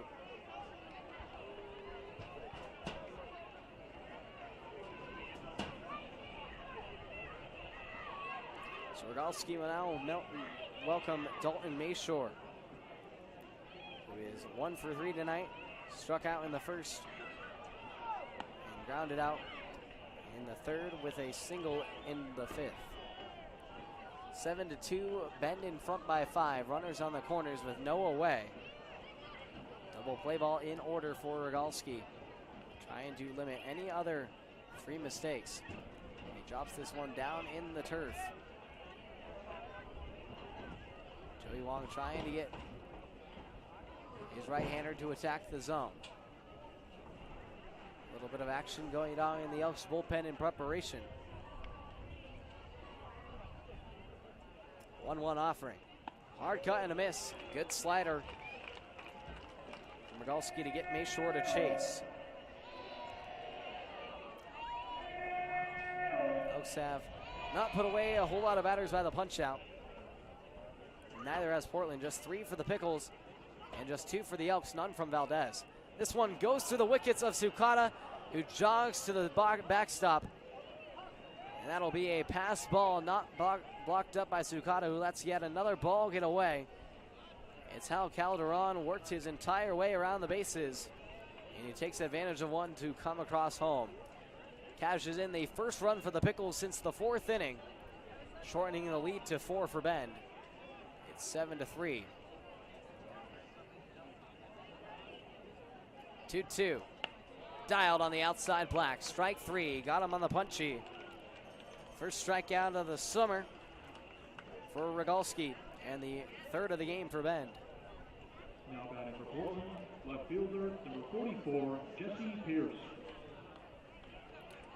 We'll bring up the cleanup man in Jesse Pierce, who has nearly cleaned up the bases a couple of times tonight, but just hasn't quite been able to lift it over that daunting fence in left.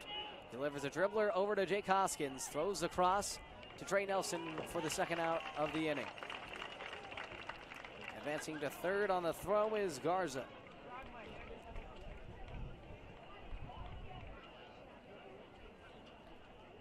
Just such fine defensive work by Jake Hoskins. Eats up everything that is fed to him over in that 6th hole. Him and Tyler Peterson take great pride in their craft as a defensive player, as you must have to. Being undersized, you work your way on the offensive side, but it's your defense that will help you be able to earn playing time on the field. As there are a lot of ground balls that are hit up the middle. Arguably the most common hit in baseball. 0-1. That one misses outside, and we're even in the sticks. Mondo Burseño at the dish. He's 1 for 3. With a single in the 2nd, he's gone 0 for 2 since, with 2 groundouts to each side of the middle infield. Elks playing back on the edge of the outfield grass. That one misses for ball 2 from Rogalski.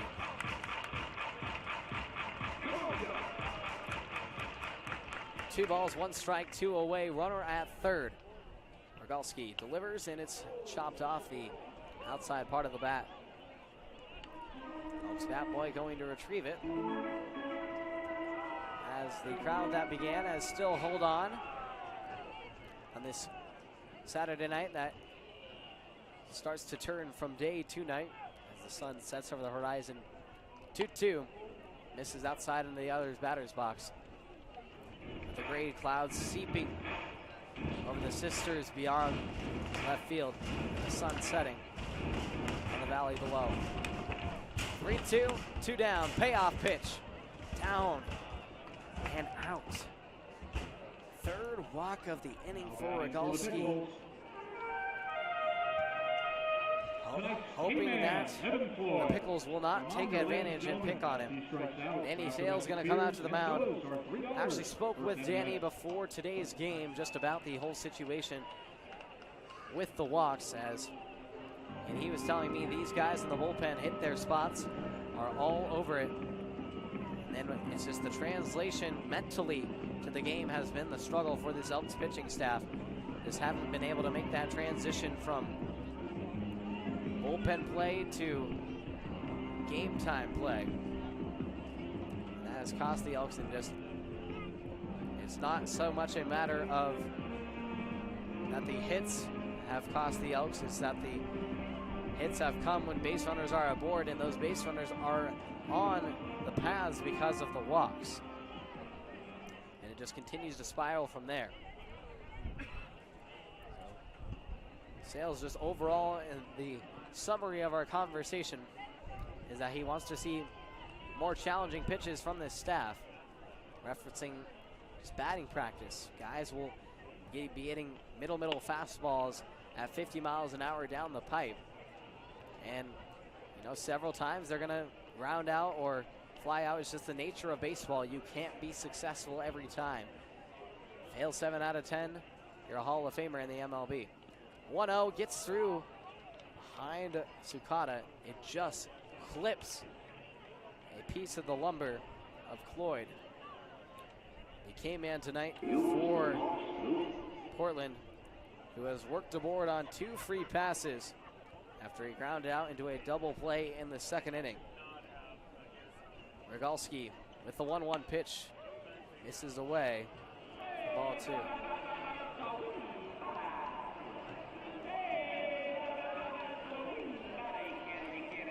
Elks with 5 walks on the evening, 4 of them from Rogalski.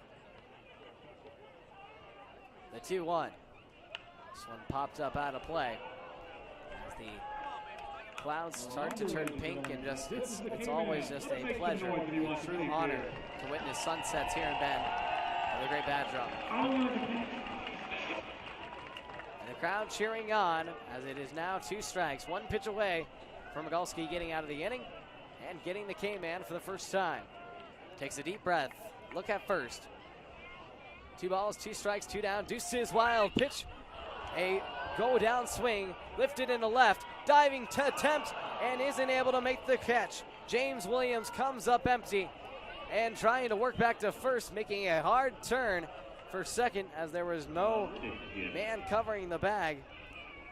Is Cloyd, who dips down and lifts that one just high enough to bloop it into left.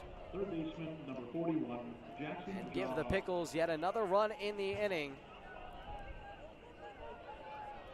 Their second run of the frame as they make it a 3-run deficit, 7-4 Bend. Bringing up Jackson Jaha. First pitch to Jaha, catches the outside edge. Tough pitch for Rogalski. He thought he had his way out of the inning, but a bloop off the end part of the barrel lands in left. A chase from Jaha on the outside slider. Once again with 2 strikes for Rogalski. Giving up 2 runs out of the pen in his Elks debut. Elks will likely look to a new arm to finish the job. It'll be Mahiro Tomita. 0-2. Scooped up by Sukata, who keeps it in front with a runner posted at third, threatening to bring across yet another run. 1-2-2 away, 2 on, runners on the corners. Rogalski ready's on the rubber, comes down the mound, swing and a miss, strike 3. A rough inning for Rogalski, but he keeps the Elks in front, surrenders just a couple, and gets his second strikeout of the inning. So draft domestic beers are $3. But the Pickles cut the deficit to just 3. Well, the Elks will try and finish the job over the next 2 on the mound from Mihiro Tomita. We'll stretch it out here at Vincent Stadium. Elks still in front. 7-4 the score here on the Bend Oaks live stream.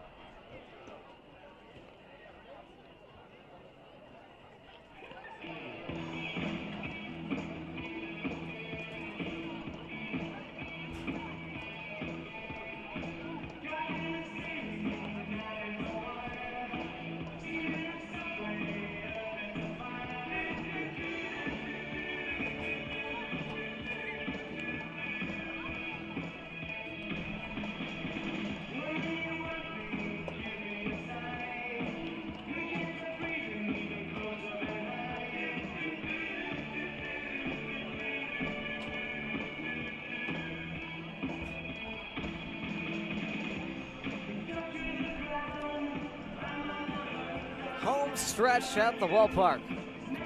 Bottom of the 7th we go on this journey of a series between the Elks and the Pickles.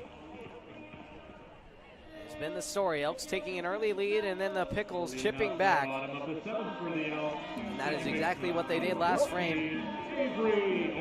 Scraping across a couple more on the chalkboard and end up shortening the deficit to just 3 for Portland. As we just passed over the 2-hour mark for this one.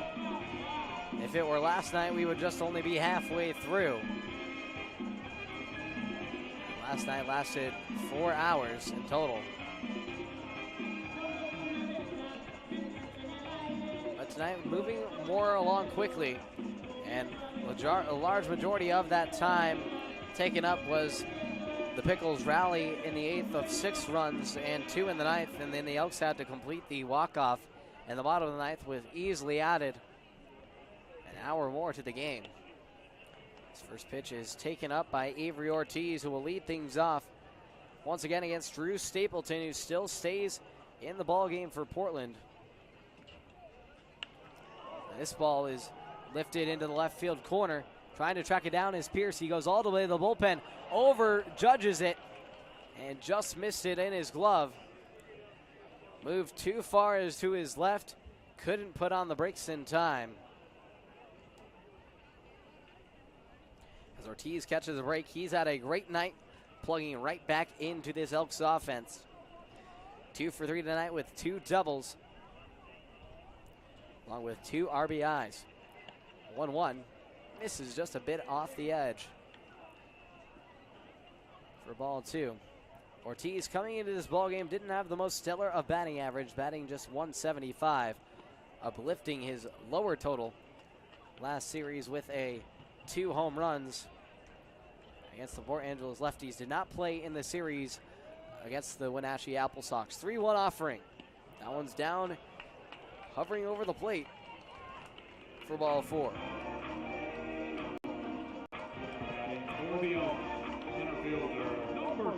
And a bit of a struggle for Portland to fill up the zone here down the stretch. For Stapleton, who walks his 3rd batter. This one's chopped back over into the parking lot by Braden Terry, who extended his hit streak to 3 games with a 2-run single in the 5th. Part of that 5-run 5th inning for Bend. It went scoreless in the 6th. Trying to do better in the 7th. And they definitely need insurance from a Pickles squad that likes to rally from behind. Elks stifled them off in each of the times in which they have led first. And both games at Portland in which they led first, and the first here at Vince Skenna. Only time they trailed to start the game, they lost that one in the low-scoring pitching duel up there in the series finale at Walker Stadium, which the Elks lost 4-2. First runs weren't scored until the 8th inning in that one, in which Portland posted 4. Elks fought with 2 in the top half of the 9th, but ultimately came up short. 0-2 pick move over to Ortiz, who gets back quickly.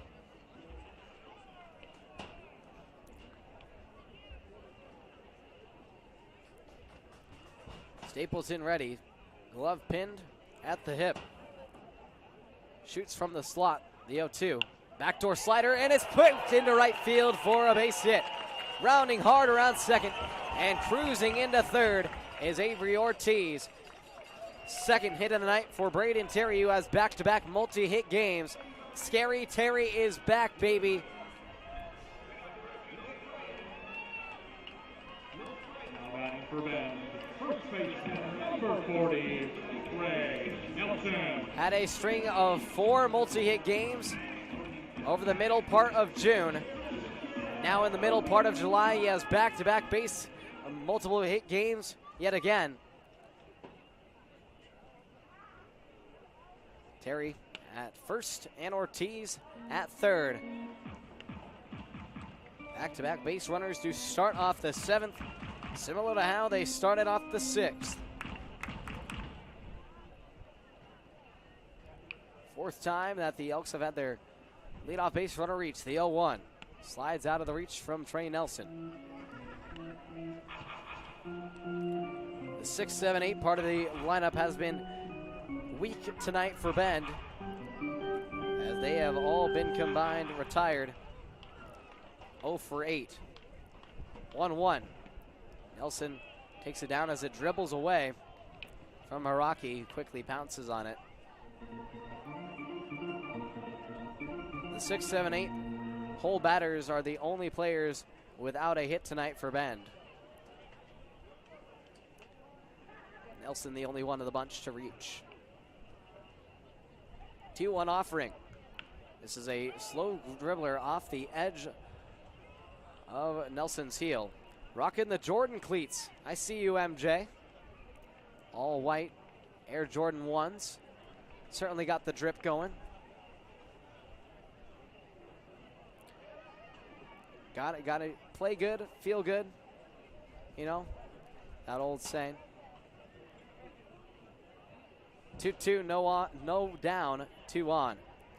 The even offering is cut on and missed for strike 3. Nelson strikes out for the 2nd time tonight. And for the Pickles, that is their 3rd strikeout of the game. I believe, pardon me, that is their 4th. Ryan Christensen will come off the bench as he will substitute in for James Williams. Pitching for the Elks, number 10, Ryan Christensen. So likely next inning we will see a flip-flop in the outfield. I would assume that Komine would move to left and Christensen move to his normal spot in right, while Terry remaining in center. This pitch misses outside from Stapleton. Now on a lefty-on-lefty matchup yet again. The lefties in this lineup have been fairly successful tonight for Bend. Braden Terry with 2 hits. 1-0 pick move back to first. Justin Sukata also with 2 hits. Those are the only lefties in this Elks lineup tonight, though. A lot of righties in this lineup and just a lot of righties in the bullpen as well. 1-0 offering. Swing and a miss on the off speed. Christensen way out in front on that one. Just 3 southpaws among the Elks bullpen. A lot of righties, and they'll go to a northpaw and Mahiro Tomita for next inning. 1-1 here to Christensen. He takes it off the outer stripe for ball 2. 7 runs, 10 hits, and no errors for Bend. 4 runs, 7 hits, and no errors for the Pickles. A 2-1 from Stapleton. Misses just a bit outside on the outside fastball, trying to get it to across back door.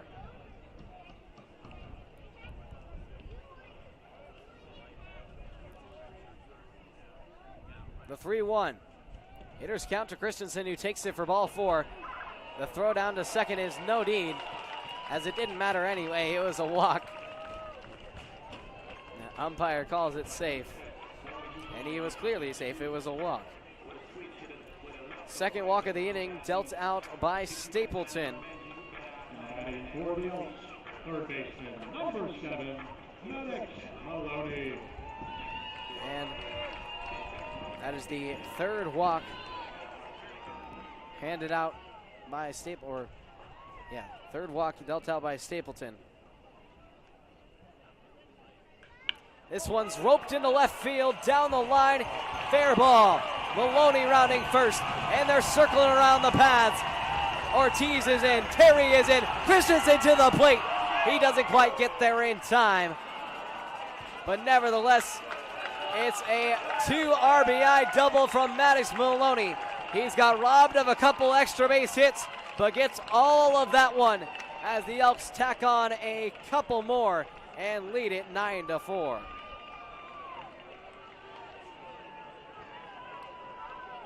Christensen trying to run all the way around from first base. Really turned on the Jets there, but wasn't quite like the great Sandlot character Benny Jet Rodriguez in that one. And coming out is Mark Magdaleno to take the ball from his bullpen reliever. Rough outing for Stapleton, whose night comes to a close. Pickles go to the bullpen. Still just 1 out in the inning. A bases clearing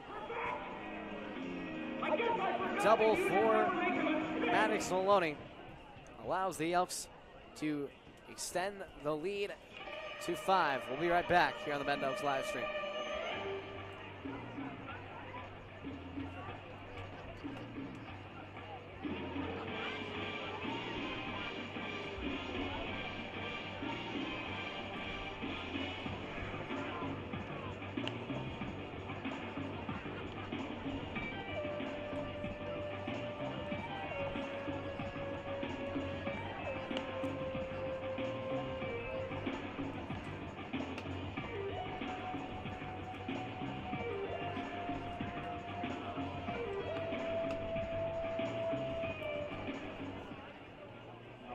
For the Pickles, number 19, Sam Rice.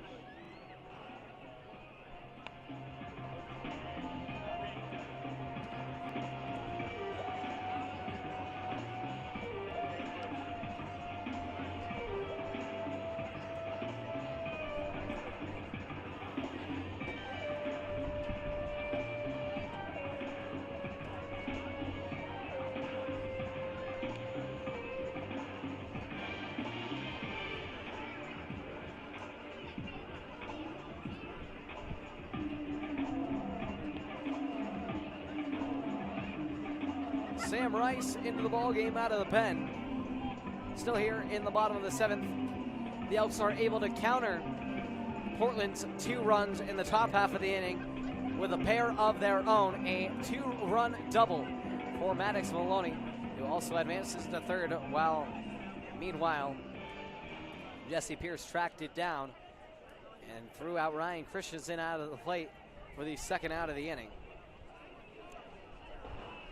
Great job by Maloney, who had hit the ball well throughout the night, but it had just not fallen green grass, and he didn't waste any time. Got a first pitch fastball and let it ride. Sukata takes this one to the dome.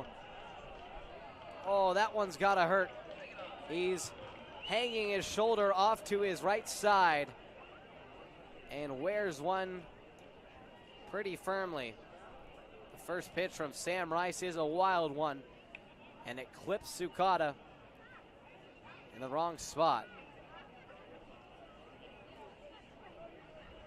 He unstraps his batting material. So he seems to be okay, but still hunched over his legs. Elks go back to the top of the lineup. Climbing the ladder up to Hunter Comine.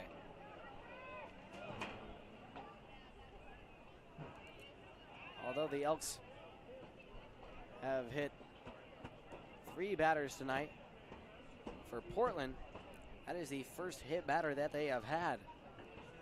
Have had plenty of walks, but never got up that close. Sukata tries to get revenge as he steals second, and he does. His second steal of the night. He's reached in all 4 of his at-bats, having a great game indeed, serving his purpose in that 9-hole spot. And he just 177 coming in, but now has 2 straight games, but now has 2 hits and 2 free passes tonight. He's done well.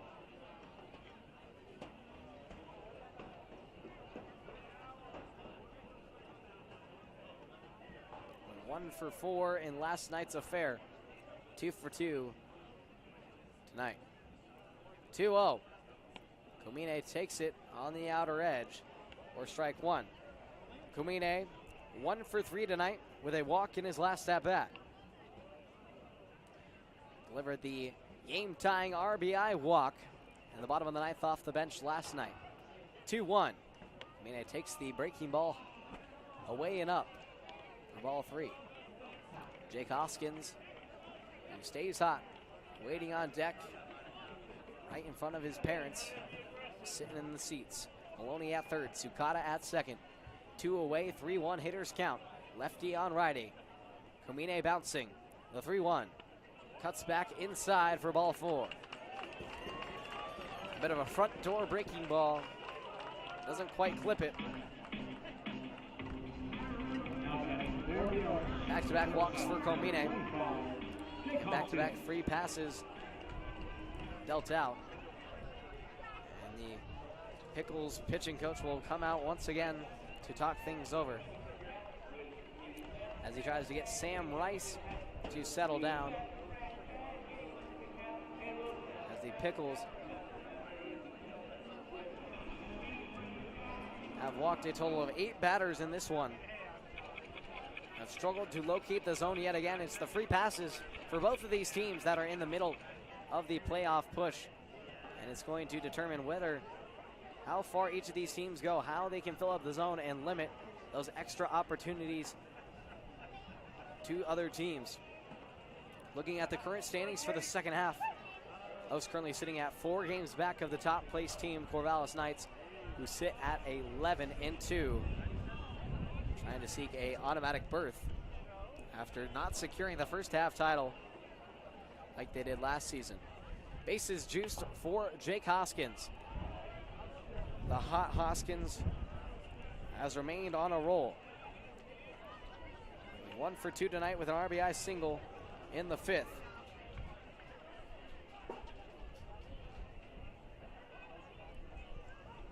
The 0-1 from Rice. Tapped off the end of the bat by Hoskins, who's had a lot of bloop singles placed in the right part of the ballpark.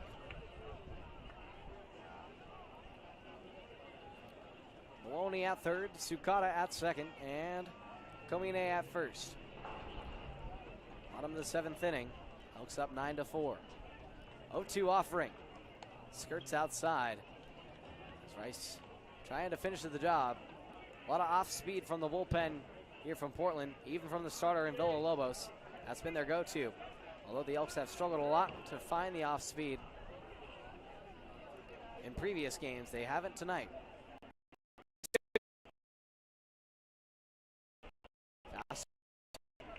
High and outside. Ball 4, base hit mentality for Hoskins. An attendance of 1,162 fans tonight. Second straight crowd with over 1,000 fans coming out to support the Elks. A payoff pitch with bases juiced. Foul back to the screen. Ruben Cedillo, the on-deck hitter, goes to retrieve it.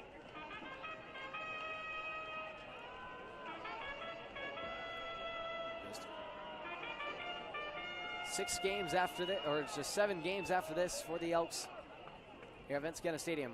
Fans trying to soak up what's left of the summer of 2023. Payoff pitch again. This one catches just a bit outside. And now it's 3-2, so the count was wrong on the scoreboard. Little anticlimactic dramatization. But now it is legit, 3-2, full count, bases loaded. Here's Rice with the payoff. The verdict is of ball 4, RBI for Jake Hoskins. His second RBI of the ball game brings in Maddox Maloney, and the Elks get their third here in the 7th and lead it 10-4. For the Elks, designated hitter number 6, Ruben Cedillo. Elks will try and play musical chairs with a 2-out rally. Scored 10 runs for the second straight night. And a dip down swing for Ruben Cedillo, who is trying to take that one way over onto the parking structure and left. Instead, he comes up empty and was looking over the birds in the trees. Rice with another opposite matchup, 0-1. Skirts back across the inside black. Backdoor breaking ball clips the inside half.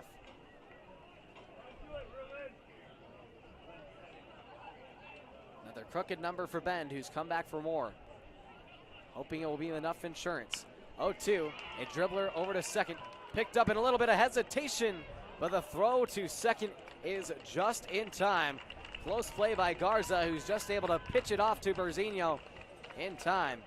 Well, the Elks get 3 runs in the bottom of the 7th. Get a clutch 2-run double from Maddox Maloney, an RBI walk from Jake Hoskins. As we head to the 8th, just 9 outs left for Bend to get to try and close out their second series win over the Portland Pickles this season.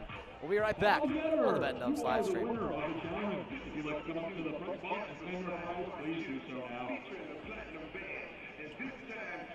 We're gonna get funky.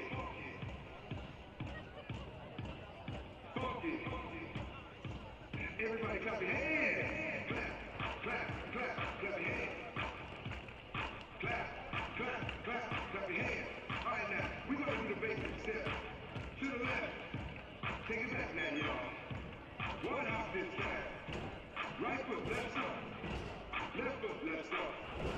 Cha-cha, real smooth. Turn it out. To the left. Take it back now, y'all. One hop this time. Right foot, left up. Left foot, left up. Cha-cha now, y'all. Now it's time to get funky. To the right now. To the left. Take it back now, y'all. One hop this time. One hop this time. Right foot, 2 stops. Left foot, 2 stops. Slide to the left. Slide to the right. Crisscross. Crisscross. Cha-cha, real smooth. Let's go to work. To the left. Take it back now, y'all. 2 hops this time. 2 hops this time. Top of the 8th inning. So my prediction was not correct, and that Mahiro Tomito would be the first man out of the bullpen. A much larger statured human in Zach Romero will be deployed as he tries to finish this off. Maybe we'll pitch the 8th and maybe the 9th, we shall see. Romero also from UC Davis. Maybe can do a little bit of action where his teammate for the Aggies starting it off, and Hogan finishing it off with another UC Davis arm when Romero would be kind of a cool sight to see. For the Elks is number 46, Zach Romero. Zach Romero will start things off against Kyler Stancato, 8-9-1, part of the order for Portland. Stancato takes the first pitch down below his knees for ball one. Blake Hiraki awaiting on deck, and Nigel Calderon in the hole. The 1-0 misses down and out, or eclipsed the outside part of the plate for strike one. Elks with 3 runs in response to the Pickles' 2 runs from last inning in the 7th. A total of 5 runs scored from both squads. That curveball is left way up, and luckily Romero left it too high, or else if he put it in the zone, the ball's going bye-bye. 2-1 pitch. Grounder over to the right side, picked up by Ortiz. Toss to first, easy.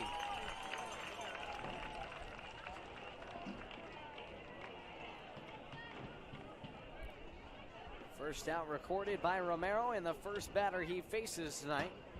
Trying to work quickly and keep it a short 8 inning, unlike it was last night. Now back to the Pickles, number 30, Cashel Duggar. When the Pickles scored 6 runs in the 8th and ended up shorting it to just a 1-run lead for Bend, who even surrendered that advantage in the 9th when the Pickles scored 2 runs. This one's line drive bouncer, picked up by Ortiz, throw to first, and another quick out. Back-to-back hits to Ortiz, picked up and thrown across. And it doesn't look like it's going to be that same story tonight in the 8th. Romero shuts down the bottom part of the order and will welcome the leadoff hitter in Nigel Calderon as Portland turns things over to him. Now back to the Pickles, number 26. And Ortiz doesn't normally play second. This is only like the 3rd time he's played in the middle infield this season. He's normally traditionally at the corner, but he did play shortstop in high school, so he's familiar with how the middle works. And really just playing all around the infield. Anyone can, if you're a middle infielder, you can play third. Tyler Peterson has shown he's taken on that role quite a bit now with the talent the Elks have, and Jake Hoskins and Elijah Jackson, Maddox Maloney, all of them. There's so many talented fielders on this team for Bend. The 2-0 from Romero, right down Broadway. Couldn't have placed it any more across the zone. 2-1 pitch for Calderon. One dives inside. Hitters count. Calderon batting .310 coming in. 8 RBIs, 18 hits. 1 for 3 in tonight's ball game. A walk in his last at bat and a run scored. The 3-1 misses inside yet again, and it's a 2-out walk for Romero, who isn't able to quite retire the side in order. Shortstop, number 5, Alejandro Garza. Allows the opening hitter for the Pickles to reach for the 2nd time by way of a free pass. Elks haven't been as guilty as the Pickles in the walk game tonight, but certainly have had a bit of their fair share. As this one misses outside corner, or catches the outside corner, pardon me, for strike one. The Bend pitching staff having just 5 walks tonight to the Pickles 8. This one catches just a little bit outside from Alejandro Garza at the plate. He is just 0 for 1 tonight, as he hasn't recorded an at-bat since that first one, having a sac fly, hit by pitch, and a walk to reach. He trails 1-2 in the count. 2 away. Romero trying to make quick work of the Pickles in the 8th. 2-strike offering. Lifted near the screen. Nelson charging after it, but it bounces off the bleachers, rattles around a little bit, and a fan picks up the souvenir.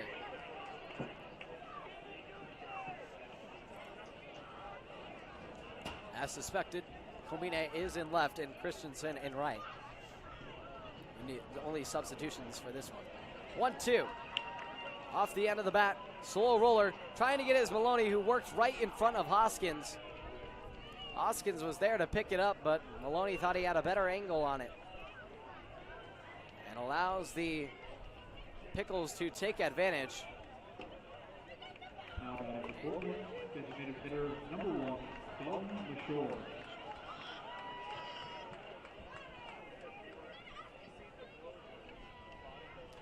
It'll be marked down as a hit for the Pickles. So the Elks stay clean in that category.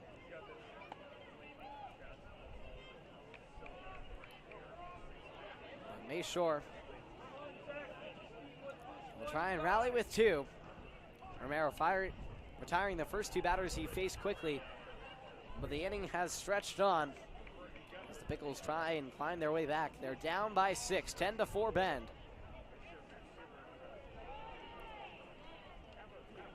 Two-0 pitch. That one's on the top of the part of the zone. Strike 1. Elks with their last series win at home coming against Yakima Valley. They lost their last time at home to the Cowlitz Black Bears, dropping the first 2 of 3, taking the series finale.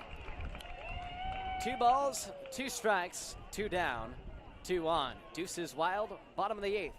Romero with the even offering. It's popped up by Nelson at the first base cutout. Trails into the first base coaching box. He makes the catch and ends the frame. Pickles come up empty and are down to their final 3 outs at the plate as the Elks look to add any more comfort that they need, but are cruising right now up by 6, 10-4 Bend. We'll head to the bottom of the 8th here on the Bend Elks live stream.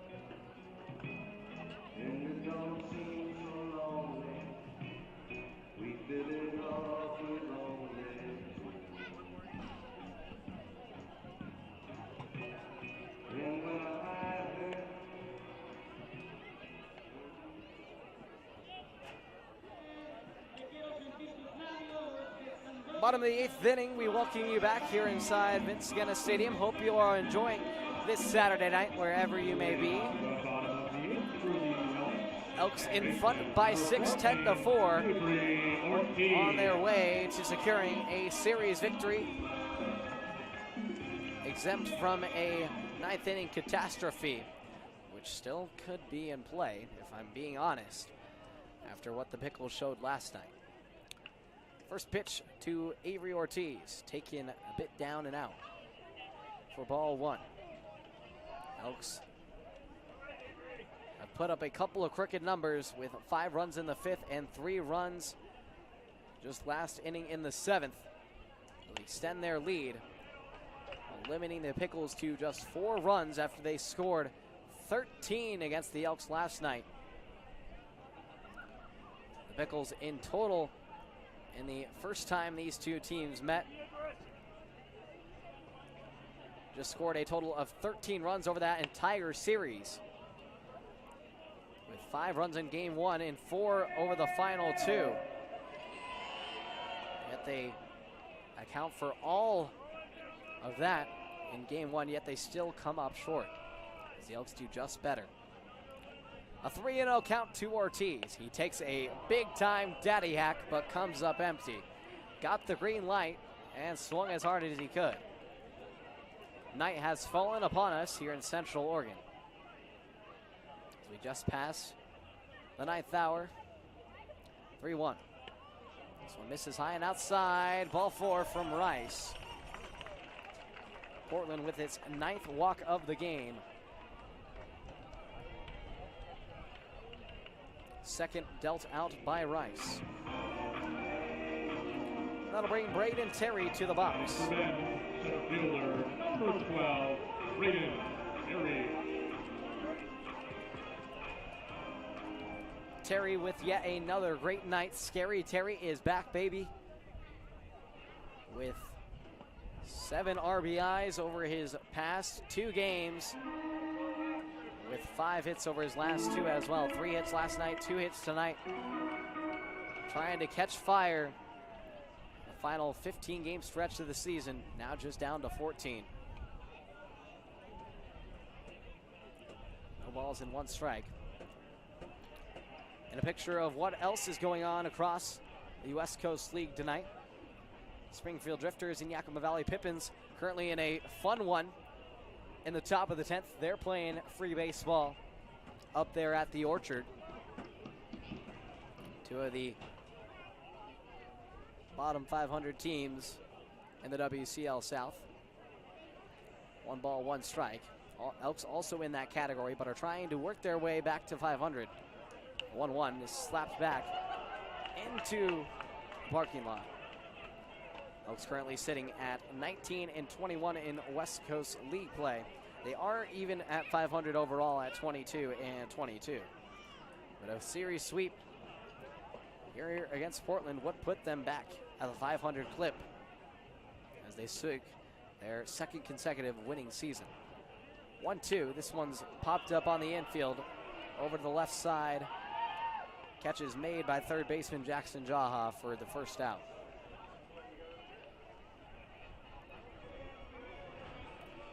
Trey Nelson will come to the plate.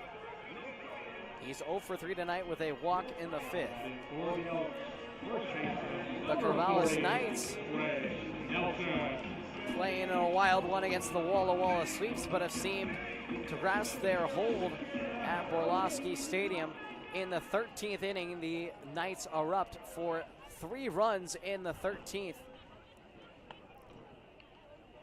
While the Walla Walla tries to fight their way back. Walla Walla losing in extra innings to the Elks as well. They lost on 2 walk-offs to Bend in their series here at Vincennes. The Elks will take on the Sweets on the road this upcoming week. 1-0 taken inside by Nelson for ball 2. Knights hoping to secure a series win against the Sweets and keep their 10-game win streak going. Currently the best active streak in the WCL. That's a cut and a miss for Nelson. Falls to 2-1. Corvallis trying to crouch in on Ridgefield's best record, best winning streak in the WCL this season at 11. 2 balls and 1 strike. Moves to 3-1 as that pitch misses outside. The Elks were actually the ones who snapped that streak against Ridgefield up there at the RORC, putting that one to an end. And a victory in game 2. The 3-1 offering to Nelson. Cut and a miss, and we're full. Men currently 5-5 over their last 10. Portland also at 5-5. These are 2 teams that are pretty evenly matched. Portland now just a game back of Bend after that loss in game 1 in the second half standings. Another pick move over to first to try and keep Ortiz posted. But in finishing off the West Coast League roundup, surprisingly a lot of extra inning games tonight. Kind of fun. The only one with a final score so far is the Cowlitz and Edmonton Riverhawks series. Payoff pitch. Nelson takes it outside, ball 4. Well for the Pickles. Although the Elks have stroked the ball well with double-digit hits and double-digit runs, Portland has given them a lot of free passes at double-digit walks for the 2nd straight game. Walked the Elks 12 times in game 1. They've walked them 10 times here tonight. A total of 22 walks among both teams in last night's affair. Bed with just 5 walks tonight has cut down much of that, and thus has a much bigger advantage in the later part of the game. Ryan Christensen takes this one across the outer black for a strike 0-1. Cowlitz actually playing up in Edmonton against the Riverhawks. Will definitely be a big-time, crucial end of the season series between the Black Bears and the Elks. 0-1 misses up for ball 1.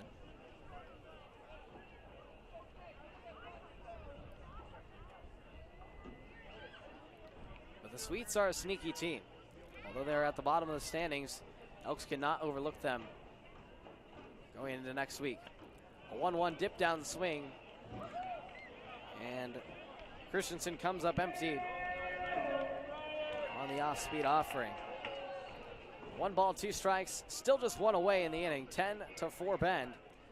Trying to just add on whatever more comfort they need for their pitching staff. This is fouled back straight to the net. There is some warming up going down in the Elks bullpen. It doesn't appear to be Jackson Bolander, but a different closer. Well, I can't quite make out with my eyes right now.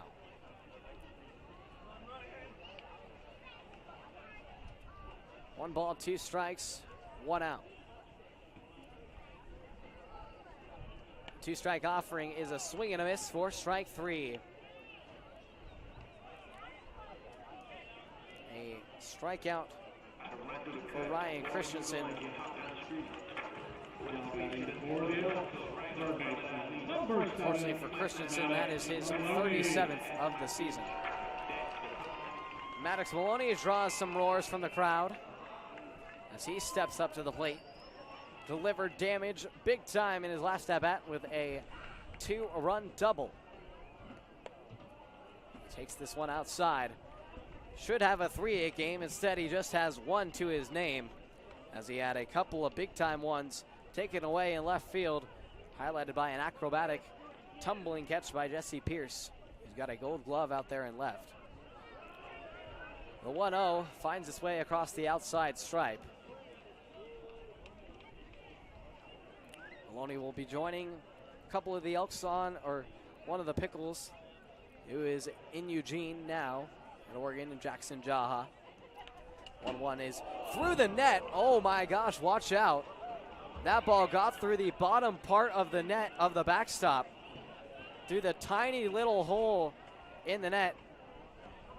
What are the odds of that happening? 1-2 away. The 2-strike offering to Maloney misses way up. Everyone's okay, but it would have been bad if someone was sitting right behind that hole and just took one to the dome. 2 balls, 2 strikes, 2 down, deuces wild. Bottom of the 8th. The deuces pitch is popped up on the infield. Circling under it is the second baseman, Berzina. He makes the play in shallow right, and the Elks are 3 outs away from ending this series with a win. Look for their second series win over the Pickles when we come back. 10-4 Bend, large cushion to work with. We'll see who comes out of the bullpen on the Bend Dogs live stream.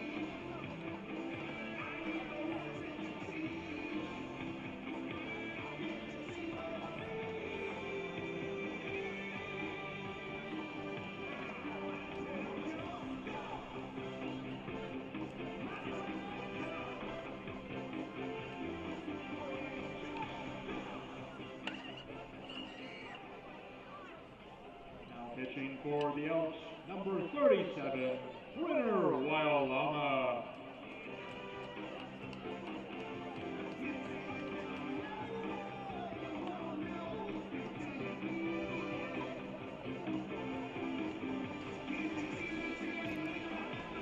Top of the ninth we go. The Elks go to their young buck to try and close it out. Brenner Lama comes out of the pen, and he comes out hot. 95 is his tops. He will look to try and close out this win for Bend, who's looking for their second straight victory and their second series win over Portland. The Elks lost 5 of 6 to Portland last season. They have won 3 of the first 4 and are looking to make it 4 of 5 and set up a sweep offering tomorrow. They got their tri-tip from their sweep up in Port Angeles last night. Very good, I must add. Folks getting tri-tip after every win. They're treated right here at Vince Kenna. Incredible staff, incredible front office that we are blessed with. Leading off the top of the ninth for Portland, left fielder number 44, Jesse Pierce. And Walla Walla in Corvallis has gone final. Corvallis extends their win streak to 11 games. They win it in 13 innings. A final score of 11-8. Wild one. Lama delivers the first pitch to the leadoff batter in Jesse Pierce. 4, 5, 6, middle of the order is what the Pickles have to work with against the University of Hawaii commit. 1-0, soars outside, 90 on the dial. Brenner was projected to be drafted 5th to 8th round. Unfortunately, every team passed on him, and luckily that will light some fire in his belly and give him some motivation to work with as he seeks his way back to the professional stage after he is done with his 3 years of college, or when he turns 21, whichever comes first. He falls behind 3-0 as walks have been a bit of a larger issue for Brenner over his past few outings. The 3-0 pitch. That one's dialed at the knees for a strike. The North Torrance, California product. Lama making his 8th appearance of the summer. A 6.48 shaky ERA, a leadoff walk is what he gives Jesse Pierce on 5 pitches. 6th walk of the night for Bend. Second baseman number 10, Armando Briseño. Armando Briseño will follow. 8th appearance out of the pen for Brenner. An 0-2 record. No saves, 8.1 innings pitched, 10 strikeouts, 3 walks, 9 hits surrendered. Had a solid outing in Wenatchee in his last appearance. It was shaky against Port Angeles in Game 2 when he allowed 3 hits and an earned run. Kept the Elks in the ballgame with 1 strikeout to close out the frame. He hasn't given up all too much of damage, but 0-1. Curves up and inside. Evens the count at 1 ball and 1 strike. Lama with his roughest outing of the season in his first West Coast League appearance at Springfield. A 1-1 pitch. Cuts across and it's a base hit up the middle. Poked through by Briseño, his 2nd hit of the night.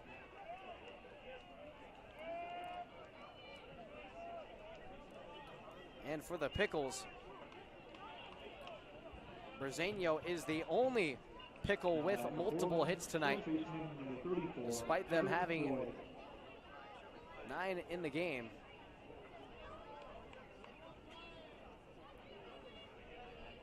Briseño now moves to 2 for 4. Runners on 1st and 2nd as Brenner tries to find an out. Hucks another fastball. This is outside though for ball 1.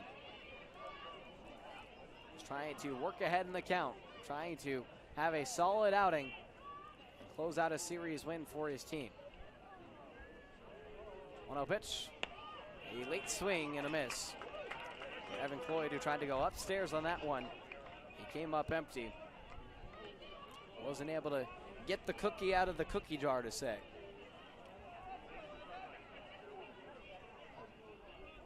Waialama fires the 1-1. That one's right down the belt. Strike 2. Bitter has the double play ball on tap if the Elks can turn it up.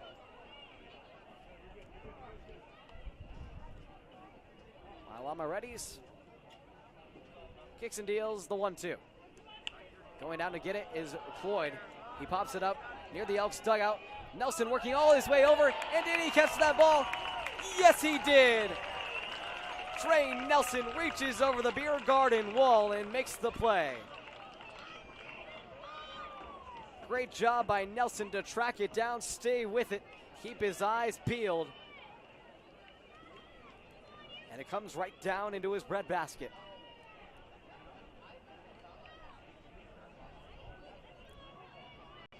A break for Waialama, who gets his first out of the inning.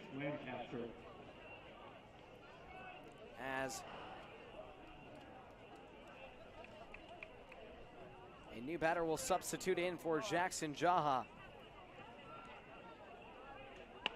First pitch across the outer half by Waialama, working against Zage Lancaster. 10-4 Bend, top of the ninth. 1 away and 2 on. Another middle fastball right there for strike 2. Now Waialama starting to fire on all cylinders, feeling it now. 0-2. Still 2-strike pitch. That one draws some powder off of the top, tippy top part of the net. We've seen a ball go to the lowest part of it and now the highest part. That one draws some powder.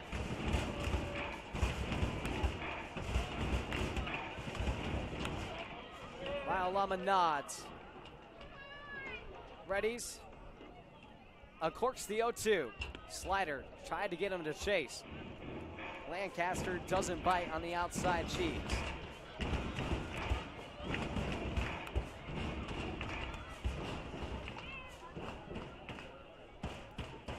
Waialama with a 1-2. That's a fastball up. Lancaster maintaining his zone. Knows not to chase outside. Once again, tomorrow, series finale. First pitch at 5:05. 5:05, not 6:35. 2-2 offering. That one's popped up into shallow right. Ryan Christensen and Trey Nelson, along with Avery Ortiz, all chasing after it. Nelson takes charge and makes the catch. Second out that he has recorded in the ninth. And Portland is down to their final out. Now batting for the Pickles, center fielder, number 16, Kyler Stancato. Kyler Stancato represents the final batter for Portland.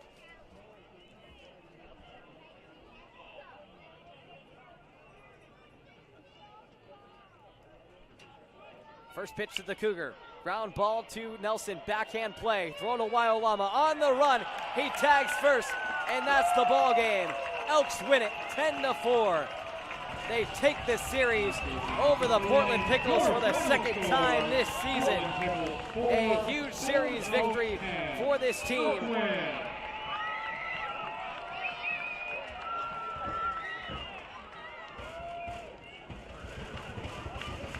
Elks with a much-needed series win, responding from a sweep of Wenatchee, and they're able to bounce back, win 2 straight, and set a chance to get their second sweep of the season tomorrow night. A great all-around showing from both sides tonight, a combined effort for Bend. It wasn't a one-sided offensive onslaught tonight. This time, both the bullpen came through as well as the offense late in the game. As the Elks take the season series over the Portland Pickles. They've won 4 of the 5 matchups. Will look to make it 5 of 6 and repay the medicine that the Pickles diced up to them last time out, or last season, I should say. Winning pitcher tonight for Bend will be on behalf of what I believe will be Eric Valdez. Eric Valdez, yes, will be the winning pitcher as he came in and helped the Elks limit the damage. And while the offense took care of the rest, getting 5 runs in the 5th, 3 runs in the 7th. The Elks were able to capitalize on some big crooked numbers, even got a tally in the 3rd. Stuck with the Pickles even early on, but they opened up the floodgates later on and ended up limiting Portland to just 4 runs after they scored 13 the night before. A big turnaround for this pitching staff, who struck out 4 and walked just 7 comparatively to walking 10 last night. Improvement, but still not the ultimate goal, as the Elks continue to pursue their race for the playoffs. A good step in the playoff push, most certainly, as they win yet another series in this second half of the season. It is their 3rd series win of the second half, 2nd against Portland, the other a sweep versus the Lefties. So they are 3-2 in series over the second half so far. They will have 4 left to go after this. We'll see how they come out after that. But before they move on to the next one against Walla Walla, they'll have to finish this one up tomorrow and are in good position yet again for a sweep. Clicking at the right time, have the right players on the roster, have retooled, have refilled, regrouped, and are ready to go, seeking their 2nd straight series, 2nd straight season with a winning record this summer. They're almost back to 500 in West Coast League play. They now achieve 20 wins in West Coast League play for the 2nd straight season, improving to 20-21 overall, or in West Coast League play, and 23-22 overall. Final score, once again, here from Vince Scanna Stadium. A great Saturday night for baseball. Elks take the series over the Portland Pickles. They win it by a score of 10-4. For Blake Neiman and the rest of the Bend Elks crew up here in the press box, we thank you for tuning in to another edition of Bend Elks Baseball. Elks win this series. Back tomorrow for the series finale at 5:05. So long, everybody.